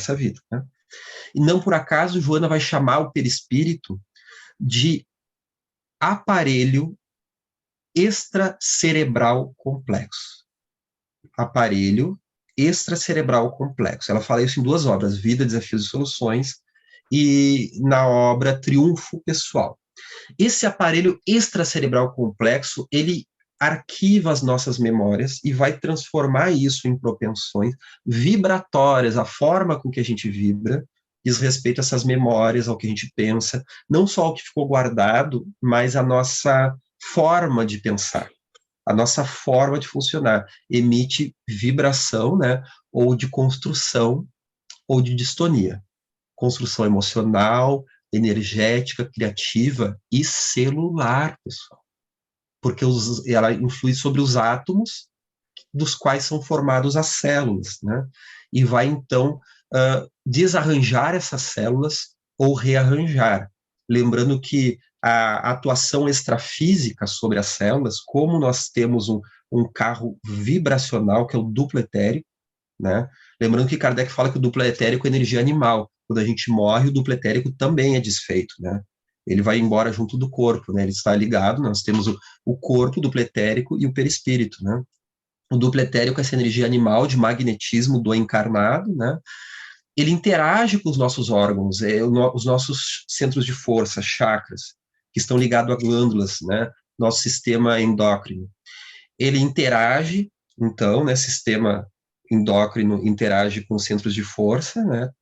Os centros de força, perispírito, sistema endócrino, corpo, material, né? E aí, esse magnetismo animal, ele vai vitalizar os órgãos. Sem magnetismo, sem a energia vital, não há vida. Não há vida. Quando o espírito deixa o corpo, ele desintegra, então, esse fluido animal, então não há vida. Certo, pessoal? Então, é por isso que a cura espiritual ocorre. Os médiuns de cura, com ou sem materialização, né? É através desse magnetismo extra que eles têm, né? A manipulação desse magnetismo vai vitalizar o órgão. Vai pegar uma energia que está em distonia, né? Não por acaso os médiuns relatam, muitas vezes médiuns de cura, cada um relata de forma diferente, às vezes, como que eles sentem psiquicamente a doença. Alguns relatam que é como se fosse uma energia embaralhada, uma coisa assim, uma pane elétrica que envolve o órgão como se fosse um líquido ou um vapor, e que ao limpar espiritualmente é como se retirasse do órgão, e só o retirar, o organismo já funciona melhor. E muitas vezes, quando eles impõem, então, a mão, depois de limpar espiritualmente com uma energia elevada, né, aí é como se entrasse um líquido ou um vapor, porém positivo agora, suave, sutil e poderoso, que faz com que a dinâmica desse órgão, ela funcione mais rápido, funcione melhor, esse conjunto funcione melhor. Olha só que interessante esses relatos, né, que eles trazem, né, da sua forma perceptual. Então, Marie, justamente, né, nós temos esse pensamento, essa forma de vibrar, né? Tatiana, você é a próxima. Isso que é bom, né? A pessoa interagindo bastante. Gosto muito disso. Tá me ouvindo, Alexandre? Tá, né? Então, boa noite. Então, na página 55 do livro, você cita uma passagem da Joana que ela fala assim: paradoxalmente, não há saúde sem que em algum momento haja dor. Assim como não há doenças sem as possibilidades libertadoras de descoberta do senso do equilíbrio, né? E assim, na teoria, é fácil entender, né? E aí a gente começa a ver, como você já falou, e assim, as outras colegas também falaram sobre algumas experiências de doenças, e a nossa fé, pelo menos a minha, ela é bem menor do que o grão de mostarda, né? E assim, na teoria a gente entende tudo, e aí quando chega numa prática, por exemplo, de uma doença que ainda nos dá muito medo, né? Então vamos falar de um câncer, por exemplo, né? Como é que fica essa coisa de lidar com essa culpa, com essa revolta, sabe? Porque como espírita, tá tudo entendido, né? Assim, racionalmente a gente consegue entender, só que vem muito mais quando você recebe uma notícia dessa, né? Da culpa, porque fui eu, né? E assim, e aí falando não só dessas doenças que assustam a gente, né? Falando assim, mais mas focando essas doenças. E aí eu queria que você falasse um pouco sobre isso, porque assim, tudo bem, sei, é passe, né, assim, a gente tem que orar e tudo, mas como é que fica lidar com isso, né, com essa culpa, com essa revolta, qual que é o tempo, falar um pouquinho sobre essa situação. Obrigada. É bem interessante, Tatiana. Vamos tomar um cuidado, né, de não criar uma jornada ilusória do ego. Então quer dizer, né, conforme a frase que Joana nos fala que isso veio para restaurar o senso de equilíbrio, né, na página aqui 55, né, que então nos fala de que nessa incessante busca de consciência, conforme está ali, né, não há saúde sem que em algum momento haja dor, então é preciso passar pela dor para descobrir o que é saúde, esse foi o sentido, né? E assim como não há doença sem a possibilidade libertadora da descoberta do senso de equilíbrio, quer dizer que toda vez que há doença, automaticamente existe essa possibilidade que se cria. Abre uma porta de potencial. Cuidado, potencial ainda não é realização, tá, pessoal? Abre uma porta potencial do quê? De uma descoberta do senso de equilíbrio, que ou ele ainda não existe, ou ele ainda vai ser aprimorado. E vamos cuidar para que a gente não leia isso assim do senso do ego, porque isso, pessoal, é uma aquisição de muitas encarnações. Eu acho que só da gente estar aqui estudando, a gente já está equilibrando mais, já está dando um salto consciencial. Ele é total? Não. Eu acho que tem muitas vidas ainda, né, pessoal? Vamos imaginar que Joana de Cusa deu uns saltos conscienciais excelentes, mas ela precisou passar por provações como Clara de Assis, que chegou num novo nível de consciência e passou por questões muito difíceis, como Juana Inês de la Cruz depois. E foi uma grande alma das terras mexicanas, que como Angélica de Jesus, consolou inúmeros corações e morreu na baioneta. Ou seja, é uma construção que não termina, né, pessoal? Que vai seguindo, claro que depois vai chegar um nível que não precisa mais das arguras da encarnação, né? Mas vamos encarar isso do ponto de vista do espírito, né? Que se acontecesse assim, né, Tatiana? Uma doença aqui, vamos imaginar que nós hoje vamos receber uma notícia de uma doença. Olha, se a gente não chorar, não se assustar, não parar para pensar sobre a vida, será que a minha vida termina aqui? Será que não? Eu acho que a gente está muito doente se a gente não parar para pensar sobre isso. Se a gente disser assim, não, eu mato no peito, comigo é fácil, né? Isso, né? Nada vai me acontecer, eu tenho o corpo fechado, né? Eu acho que isso é muito mais uma inconsciência, né? Será, Tatiana, que se surge, vamos imaginar uma doença hipotética, se surge uma doença, daí tu falou que vai vir um medo, vai vir uma culpa, vai vir, né, um desespero, ou pode vir revolta, né? Será que o medo, a culpa, o desespero, a revolta não são capítulos também que a doença, ela é só um carro para várias temáticas na nossa vida. Ela é só, digamos, o gatilho para que a gente, em alguns casos, a gente vai ter que enfrentar, ter que ir para um parente que a gente brigou e pediu uma ajuda, né? Vai ser importante talvez para mim, talvez seja importante para esse parente também, né? Em alguns casos vai ser eu parar de julgar pessoas numa situação A, B ou C, porque eu também vou estar nessa situação, né? Em outros casos eu vou fazer um apanhado e pensar, poxa, eu briguei com aquele amigo, com aquela pessoa, agora que eu estou aqui no final da vida, aquilo que eu conquistei brigando com ela já não importa mais, mas eu sinto falta dela, né? Eu podia ter feito diferente. olha, são inúmeras possibilidades, né, Tatiana? Então, quando a pessoa é visitada por esses sentimentos, o mais importante é acolher esses sentimentos. A psicologia profunda, e principalmente a psicologia de Joana de Ângeles, vai trabalhar justamente que a gente possa acolher esses sentimentos, a gente possa vivenciar eles, né? Não é calar, não é abafar, porque às vezes a gente tem uma fantasia de que não, eu tenho que perdoar, então não sei, então eu não devia estar com raiva, eu não devia estar sentindo culpa. Sim, temos um perdão, mas não é uma leitura simplista, pessoal. O perdão é uma aquisição de muitas vivências e cada perdão pode ser diferente do outro, né? Às vezes eu preciso perdoar, mas eu também tenho que me respeitar. Eu também tenho que respeitar o meu espaço.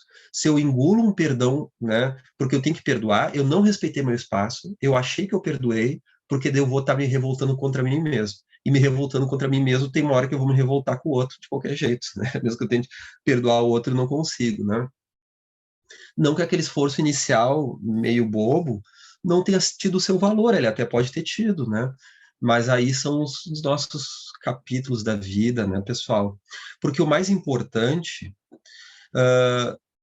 não é temer a morte como algo destruidor. É temer a morte, entre aspas, como um momento muito marcante da nossa trajetória que pode ter algum tipo de dor. Daí vamos trocar o temer como respeitar e valorizar. Vai fazer a gente tremer? Até pode ser, mas vamos aplicando ali um novo significado. O Chico Xavier, que tinha muito medo da morte, diga-se de passagem, chegou um momento da vida dele que ele superou esse medo. E aí perguntaram para ele, né, Chico, você tem medo da morte? Ele disse assim, eu não tenho medo, mas também não tenho pressa. Então vejamos bem, né? Eu tinha uma época, pessoal, que eu não tinha muito medo da morte, né? E aí eu tive duas vivências espirituais, né? Uma lá pelos 23 anos e uma outra já devia estar com uns 34, 35, né? E aí as duas eu tive uma vivência, né? Que tanto numa quanto outra aconteceu um caso ali, né, numa projeção astral, né, que hoje eu identifico como projeção astral e não sonho, né, porque eu sabia estar no mundo espiritual, em que eu tinha certeza que eu estava desencarnado e que eu estava na colônia espiritual. Eu tinha certeza. Esse lá, quando eu tinha uns 23 anos, eu estava lendo Missionários da Luz, e eu estava na colônia espiritual, em cima de uma torre, um lugar maravilhoso. Eu disse, agora que eu estou aqui, eu vou fazer que nem o André Luiz, eu vou me dedicar, eu vou meditar, eu vou fazer isso, eu vou fazer aquilo. Era aquela coisa linda, assim, parece promessa de político, sabe? Em época de eleição. E daí eu vou fazer, eu estava naquele sentimento que os mentores foram me mostrando aquele local maravilhoso e de repente me deixaram sozinho num saguão com uma vista lá maravilhosa, né? Era uma chuva que estava dando noturna, numa colônia lá, né? E eu ali feliz, e eu vou, e eu pensei assim, por que eu não pensei desse mesmo jeito na Terra? Quando eu cheguei nessa conclusão, eu acordei. A primeira, assim, a sensação era tão boa que quando eu acordei, eu pensei assim, pá, não acredito, ainda estou aqui, né, na Terra.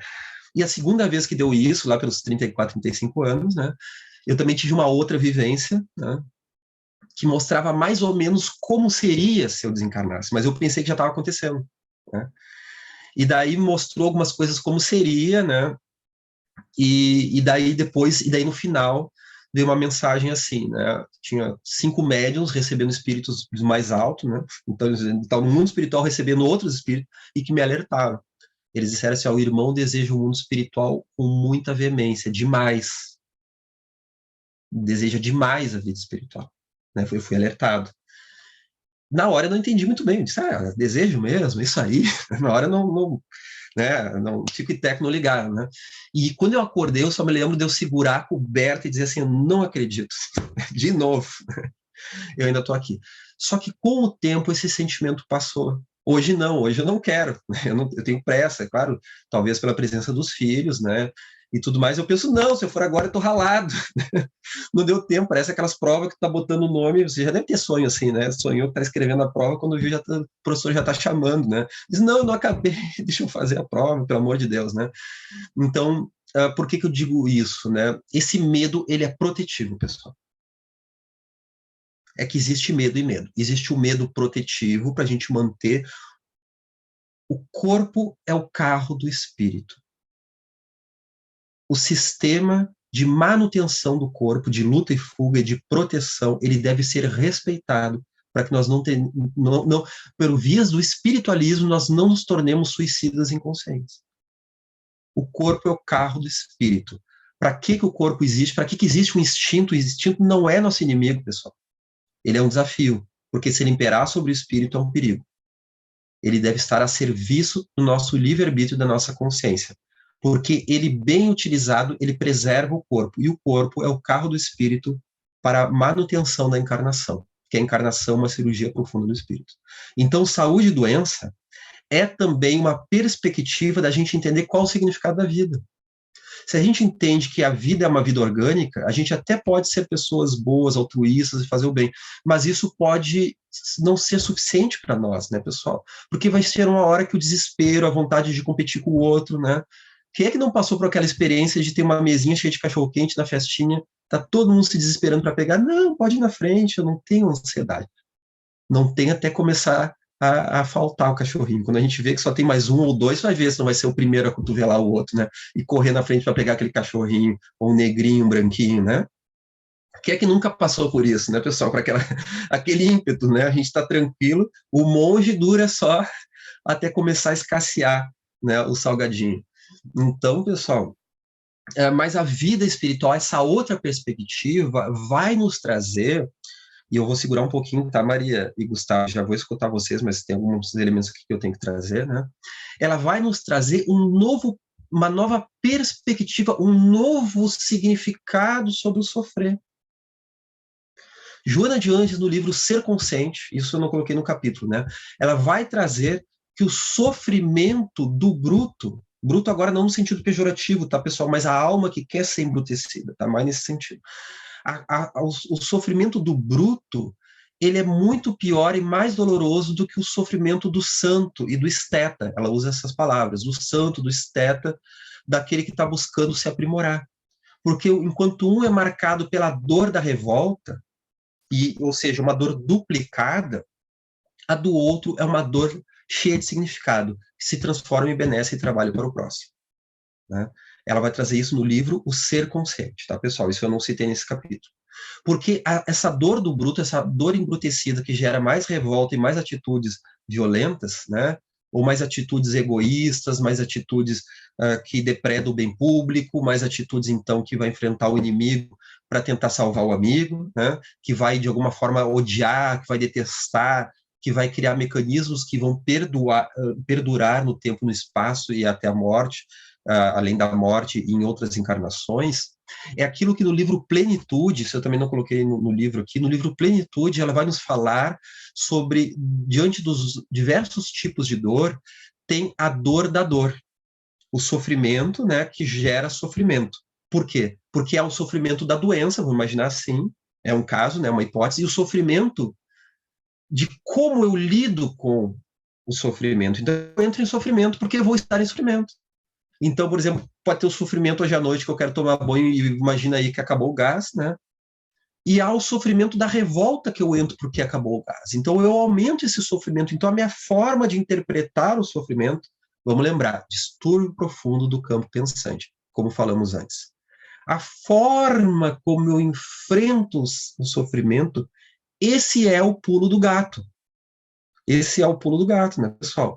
Então, vamos lembrar que há uma diferença entre dor e sofrimento. Dor é o golpe imediato. Ela é mais objetiva. Sofrimento é a interpretação psíquica que eu faço daquilo. Então, esse sofrimento ele pode ser mais sutil ou ele pode ser desesperador. Né? Se ele for desesperador, a importância dele é notar os conceitos que estão nos movendo. Ele está ali para nos levar a algo. Ele é só o mecanismo para a gente chegar a conceitos limitados que estão nos movendo. Que conceitos são esses? Não sei, vai depender de cada alma, de cada criatura. Quer colocar alguma coisa, Adriana? Só dizendo para a Maria e para o Gustavo, que eu vou passar a Adriana na frente, que ela também é professora hoje, né? Ela está escapando até agora, né? Mas ela é também a professora. Nossa. Eu sou professora não, eu só vim aqui para aprender junto. Só complementando essa questão da Tatiana sobre a raiva, né? Que ela é muito importante no processo, porque ela é uma das partes da elaboração do luto, né? Ela é uma das fases da elaboração do luto. Então, a primeira fase é a negação, a pessoa não quer ver que está doente, não quer ver a doença, não quer ver o risco, não quer tratar. Aí, segunda, vem essa raiva, né? Que é uma reação frente àquilo, não realmente existe alguma coisa para ser feito e eu preciso fazer, né? Então, a raiva como um elemento que vai mobilizar a pessoa para que ela possa enfrentar, né? Então, aceitar que essa energia da raiva vai me levar ao próprio o enfrentamento da doença. Então, só colocando, né, como uma das fases da elaboração do luto. Só isso. Obrigada. Excelente, Adriana, justamente. Muito bom. Maria, tua vez. Oi. Olá a todos. Eu gostaria de estar perguntando sobre esses pequenos episódios que às vezes acontecem na vida da gente, por exemplo, um pequeno acidente, que a gente às vezes fica um mês com a perna para cima, mas não envolveu quase que dor. Ou, no meu caso, por exemplo, que eu tive meningite, mas eu praticamente não tive dor. Fui para o hospital e fiquei lá isolada, mas até aproveitei para ler. E falei, que bom, parece que eu tinha que ter dado essa parada, acho que eu tive que parar mesmo para dar uma descansada, eu estava muito correria. Esses momentos que a gente tem na vida, esses episódios na vida, podem ser considerados, por exemplo, ou num pé que a gente torceu uma torção, como doença também, porque envolve um distúrbio profundo do campo pensante, ou não? É somente uma prova que é passageira para a gente fazer uma parada mesmo e pensar um pouco de como a gente estava indo? Olha, eu acho que a resposta é bem ampla, Maria. Como distúrbio profundo, né, talvez não seja uma coisa muito profunda, né? Acho que a doença, quando ela traz aqui, é um quadro, uma sistemática que se apresenta, né? Claro que se isso for um quadro maior na tua vida, né? Se for uma coisa assim que com maior significado, a gente considera uma doença assim, né? Num outro ponto de vista, no sentido mais simples, não deixa de ser doença, né? Porque algo tem uma distonia, né? Simples, né? Mas aí talvez diria respeito ao espírito, né, como dores naturais da vida, né? Nem tudo é karma, né? Nem tudo são coisas que nós construímos, né? Existe uma dor que ela é inerente ao viver no mundo de provas e expiações, né? Nós temos as questões do tempo, da temperatura, de estarmos aqui na Terra. Vamos lembrar que a Alcione, ela no livro Renúncia, ela já está num nível superior, né, encarnado num planeta na constelação de Sírius, e ela vem à Terra ela vem como missão para ajudar algumas almas amigas que pediram ajuda dela, ela reencarna, pede para reencarnar, e acabou ajudando muitas outras, inclusive, né? E ela passa por muitas arguras, né? Estar na Terra é isso, né? Vamos lembrar que o Cristo, né, que não tinha débitos mais, né? Ele ainda assim, ele tem que viver a vida na Terra, né? Senão ele não poderia ser exemplo para nós, não poderia seguir o modelo da humanidade. Então ele sofreu muitas arguras, porque até o objetivo dele era mostrar a atitude dele, né, de sofrer aquela perseguição, né? Como é que foi para ele sofrer isso, né? Então ela é Jesus justamente representando o arquétipo do homem integral, né? Então tem coisas que são da própria vida, assim, né? Talvez pode até estar te sendo uma abertura, né, Maria? Aí eu já não saberia dizer, para algumas reflexões de nível mais sutil que pode estar te propiciando, aí eu já não saberia dizer, né? Às vezes a gente de molho em casa pensa no que não pensaria se estivesse voando as tranças por aí, né? Então acho que eu traria essas duas perspectivas, né? Doença no significado profundo talvez não, mas talvez no significado, né, de algo que faz parte do viver na Terra, lembrando que daí entra naquilo que ela falou, né? Demonstra a fragilidade de que se constitui o corpo, né? A gente precisa estar sempre em contato com essa fragilidade. A gente está sempre lembrando disso, né? De que na vida, né, tudo é passageiro, né? Esse corpo, graças a Deus, a gente vai cuidar dele com muito carinho, porque ele é, né, nosso querido carro do espírito, ele também é um professor a nós, né? Então, isso é interessante. Não sei se eu posso ter te respondido, Maria. Respondeu, sim. Essa é a minha visão. Obrigada, respondeu, sim. Gustavo e Liliane. Oi, obrigado. Eu Então, uma pergunta a respeito, você acabou de falar a respeito do karma, né? Se a gente pensar a respeito do processo, por exemplo, de obsessão, né? Também, de repente, a gente poderia considerar isso como uma doença, um processo de evolutivo, reencarnatório, mas aí o que me pega a pensar é que quando você ainda está, né, no processo de escolha da sua próxima encarnação, é um pouco estranho você falar assim, eu quero, durante a minha encarnação, que eu seja obsediado por aquele cidadão ali que não vai estar encarnado.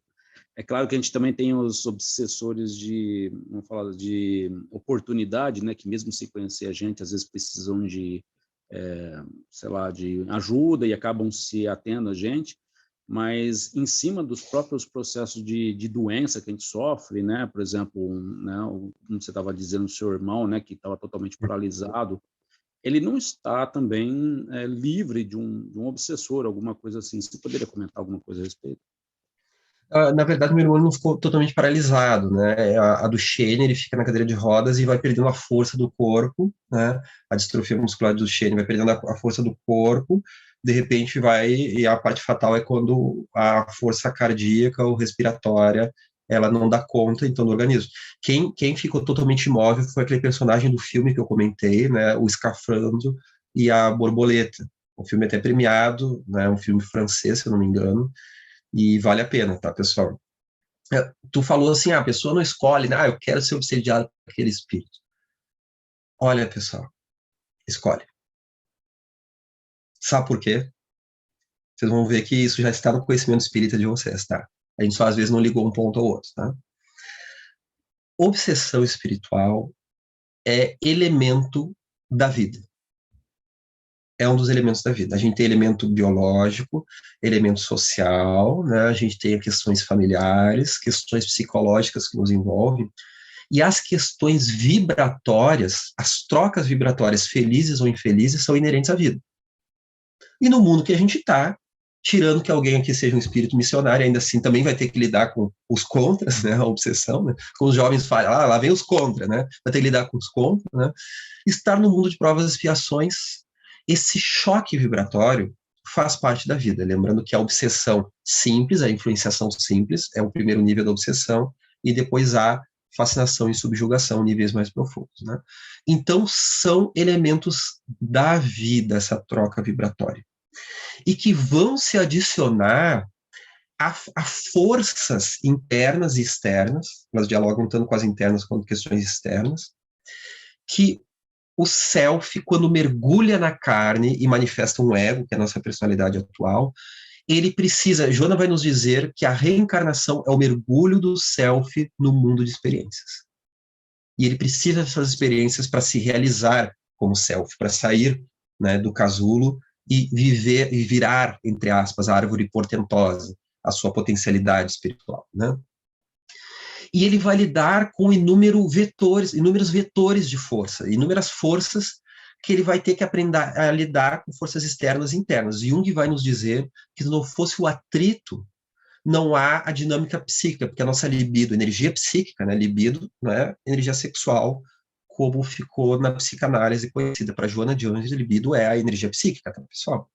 Né? A nossa energia psíquica para correr e para gerar uma nova dinâmica psíquica que vai nos auxiliar na individuação, ela precisa de atrito, né? Há um momento que quando as coisas estão numa homeostase, tem que dar uma sacudida. Até espiritualmente isso ocorre, né? Às vezes há um período de calmaria, né? Como naquele livro Entre a Terra e o Céu, que ao final do livro eles conseguem ajudar aquela família, e os mentores falam que a partir daquele momento eles vão poder gozar, então, de uma maior satisfação, um período de calmaria, né? Entre a família lá do ferroviário, a jovenzinha, o espírito, né, do menino que reencarnou, o Mário Silva, que era aquele enfermeiro lá que pensou até envenenar o menino, mas depois ficou amigo da família, chegaram ao equilíbrio. E o André Luiz pergunta assim, poxa, então quer dizer que a partir de agora a encarnação deles não teria maior desafio deles? Não, André, não. Senão não teria proveito a encarnação. como eles venceram uma fase de aprendizados muito difíceis, né? Eles vão poder agora usufruir dessa calmaria conquistada, mas novos débitos e novas questões vão se apresentar, porque está, então, na programação, olha só essa palavra, pessoal, na programação kármica deles, em vias daquilo que, para aproveitar essa vida para fazer outros acréscimos, né? E aí eles vão ver como é que eles vão se sair ali mais adiante, né? Então, quando o espírito reencarna e ele seleciona temáticas que ele precisa passar, quando ele pode preparar isso no mundo espiritual, ou quando ele ainda é muito inconsciente e há uma reencarnação compulsória, e é colocado na programação dele através de uma atração magnética, temáticas que ele vai enfrentar, essas temáticas são físicas e extrafísicas, né? Se eu vou ter que lidar, vamos imaginar, como professor, com uma escola cheia de revolta, alunos rebeldes, é físico, porque esses alunos vão estar lá, eu vou estar numa sala de aula discutindo com eles, né? Eles podem me bater, eles podem me apontar o dedo. É emocional, ou seja, é interno, é subjetivo, e é extrafísico, porque tem vibrações, tem espíritos revoltosos que vão estar lá, né? Alimentando aquele estado de ânimo, sendo atraídos por eles, sendo atraídos por mim, que vou estar lá em sofrimento, vou querer esganar eles, então eu também vou estar atraindo criaturas aí infelizes. E essa dinâmica extrafísica faz parte do pacote. Vamos imaginar que matemática é lidar com a revolta, lidar com a educação, lidar com o ensino. Ali eu vou ter que lidar com questões do paterno, do materno, questões da lei, pode ser uma questão do meu espírito, questões da intelectualidade, questões do afeto entre aluno e professor, questões sociais, né? Olha quanto um evento, quantas temáticas isso pode trazer. E há um correlato espiritual disso aí, né? Há espíritos aí que são atraídos por essas questões, ó, há muitas encarnações. Será que esses jovens vão estar lidando com o vício na adolescência?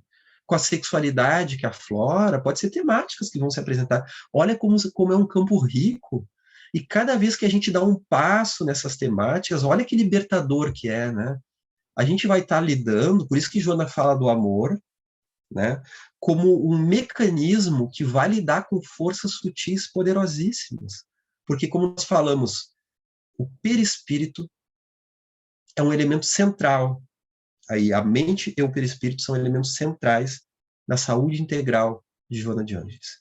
André Luiz vai nos trazer que a medicina do futuro há de descobrir o perispírito, que será um grande salto consciencial, né? Conforme Marlene Nobre uma vez relatou, justamente um diálogo no mundo espiritual em que um dos grandes pesquisadores da psicologia e da psicanálise estava lá falando, né, que o quanto antes a reencarnação deveria entrar nos postulados científicos da Terra, numa experiência que ela teve, ela trouxe isso numa reunião em 2012, né, em que justamente essa noção do perispírito que vai formar a reencarnação, ele é as portas, então, né, de nós podermos compreender melhor a nossa criatura humana, né? Então, olha quantas temáticas podem se apresentar, né, pessoal? Já sei que hoje eu estou falando, né, pelas cotovelos, então eu quero ouvir a Débora, né, que está aí pacienciosamente nos aguardando.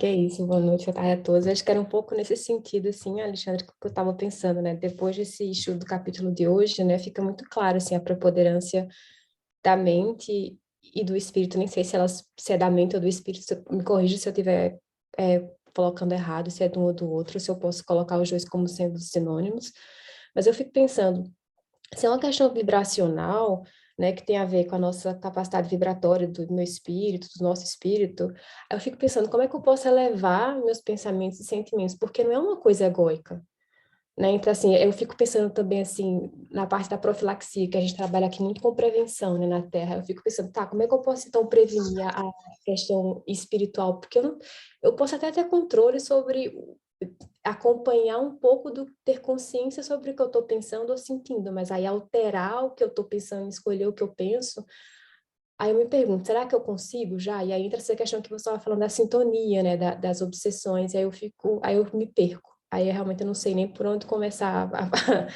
a agir. Boa, Débora. Tem muito a ver com o que eu respondi, não lembro se foi para Tatiana ou para Marie, né?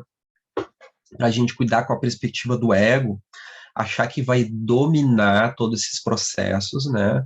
Então, quer dizer que se eu estou bem, eu controlo, não fico mais doente, né? Então, o que eu fiz de errado que eu estou doente? Quer dizer que eu não sou espírita, né? Justamente, então, além da musiquinha do Missão Impossível, a gente teria que tocar a música do Rambo, né? Eu nem lembro qual que é a música do Rambo, né?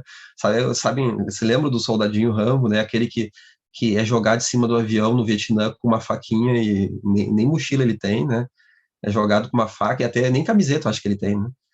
E ele consegue vencer a guerra do Vietnã, né, na unha, né? É uma coisa assim fabulosa, né? Então parece que a gente tem que ser o Rambo do espiritismo, né? A gente tem que vencer tudo, né? Olha, Débora, é um cultivo, não é um controle, não é um controle. Inclusive, parte da individuação é quando o ego, se rendendo ao self, ele aprende que, embora ele seja um agente, ele precise atuar sobre os fenômenos, ele tem que abrir mão do controle, ele não abre mão da responsabilidade, ele tem que ser responsável na sua forma de agir no mundo, né? Mas ele vai abrir mão do controle porque tem caminhos da vida que nos escapam, né, Débora? Lembramos que Francisco de Assis, ele passou pelo câncer e passou pela cegueira, né, porque o mecanismo na época para curar as doenças que ele teve no olho ainda era a da cauterização, e ele fez uma oração, pediu para que o irmão Fogo pudesse ser gentil com ele naquele momento, né, e é dito que através disso ele não sentiu a dor aquela, né, devido a esse pedido que ele fez para as forças da natureza, né. E a gente também, e apesar da gente ver casos assim de um controle mental fenomenal dos faquires, né?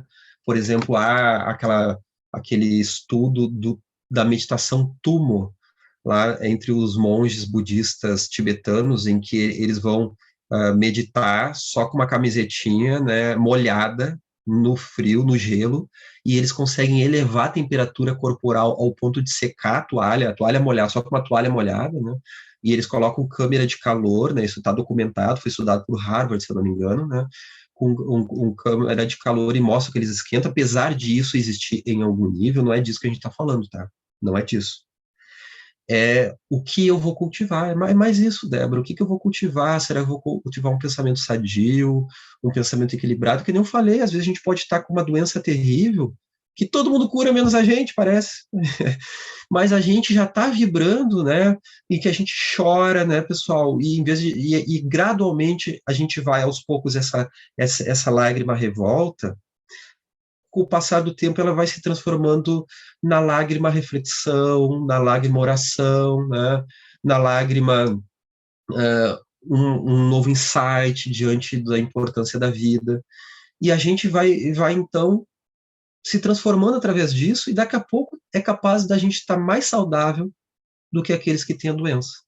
Lembrando daquele caso documentado por Humberto de Campos, no livro Boa Nova, que Jesus cura 10 leprosos. E apenas um deles volta para agradecer e dar testemunho. E ele pergunta a ele, e aonde estão os outros? E é relatado, então, que Jesus percebia, mediunicamente, que aqueles outros já estavam entregues aos vícios que tinham antes da lepra. E também é o caso, então, de Tanali, que foi um espírito revoltado, né, que xingou Francisco de Assis, era um leproso que xingou Francisco, e Francisco o curou, e que após ver essa cura, né, ele resolveu virar franciscano e seguir Francisco, né?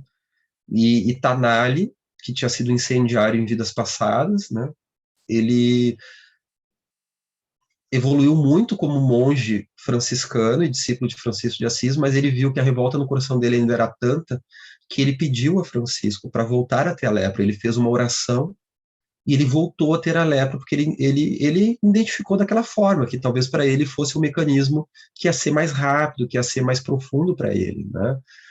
Então, nós vemos isso assim, né, Débora? Às vezes a pessoa pode estar aparentemente doente e está vibrando, né? O Chico Xavier, por exemplo, era cego de um olho, né?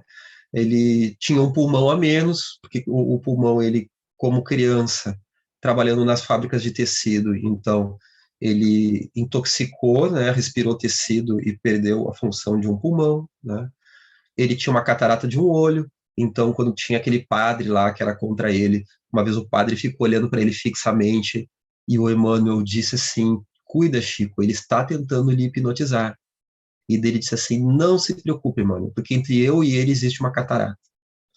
Então, né, vejamos como o Chico estava ali, o padre com os dois olhos inteiros estava ali, né, querendo hipnotizar os outros, né, hipnotizar inimigos, olha só, hipnotizador de inimigos, né, olha só. E o Chico, com aquela catarata, estava ali, vibrando pelo padre, né, tratando ele como irmão, suportando aquilo, né, do jeito que pôde, né, e acredito que foi um jeito muito saudável, né, pessoal. Tem uma frase aqui que eu lembrei quando tu falou, né, tá na página 53, uma citação que nós colocamos aqui do livro Ser Consciente, né, eu vou ler já direto na metade da citação, né. Quando uma doença se instala no organismo físico, há uma fissura no conjunto vibratório que o mantém.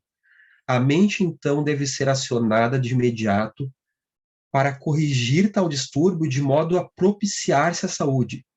Quase sempre, porém, os tóxicos da ira, da rebeldia e do ressentimento são introjetados no organismo, agravando mais a paisagem afetada, né? E aí que vão entrar as buscas da profilaxia. A pessoa vai buscar a natureza, vai buscar a homeopatia e a alopatia, vai buscar a meditação, vai buscar o esporte, o lazer, vai buscar o perdão, a religiosidade intrínseca. É aí que eu lembro um paciente meu, né, que era viciado em drogas e álcool, né, quando ele chegou na clínica, ele já chegou já com esse elemento mais elaborado, né, é um rapaz que sofre de síndrome de pânico, né, e ele veio dizer que apesar da vida dele ser bem complicada pela síndrome de pânico, uma grande bênção que aconteceu a ele, né, é que ele curou a drogadição. Porque ele não podia mais usar droga, porque ele tinha ataque de pânico. Não podia mais usar álcool, porque tinha ataque de pânico seríssimo, os ataques dele, né? E quando ele teve que parar de usar drogas, ele não queria parar de usar, ele estava identificado, ele não via aquilo como um problema. E ele transitava em áreas muito perigosas, né, da cidade, com turmas muito barra pesada, né? E ele conseguiu esse mérito ali, né? E conseguiu fazer esse esforço sobre si mesmo, esse jovem, né? Então, olha como essa doença, né, foi uma doença que levou a uma cura, né, pessoal? Então, é isso aí, Débora e colegas, que é esse hábito mental, hábito, então, da oração, né? A Joana de Anjos fala sobre meditação, da gente visualizar a luz sobre os órgãos doentes, a gente se imaginar feliz e curado, né? A gente tentar orar por aqueles que passam pela mesma doença que nós. Eu penso, poxa, se eu passando por isso estou mal, eu rezo para que eu não caia nos mecanismos da revolta e que todas aquelas pessoas que passam por isso também consigam encontrar um mecanismo, né, para que elas possam suportar isso e vivenciar uma alegria, porque no fundo, pessoal, estamos falando da realização da alma, da realização do nosso espírito. Olha as alegrias que vão se fixar, porque cada temática superada na nossa vida é superada para não mais voltar na eternidade, meus amigos. Olha que importante. Essa distonia, ela é passageira. Olha que importante isso, né? Não é que nós não vamos chorar. Se nós não chorarmos, isso vai ser um problema. Olha o que a Adriana falou sobre as fases do luto, né? A negação, ela é ainda anterior que a revolta, né, Adriana? Ela é ainda anterior à revolta, a fase da negação, né? Tem a barganha, né? Tem outras fases aí, né, que a gente entra, né? Então, nós estamos falando de uma alegria profunda, que essa doença, ela tem um outro significado, ela passa, né? Joana vai diferenciar, esse é o último grande ponto que eu queria trazer, Joana vai diferenciar recuperação orgânica e cura.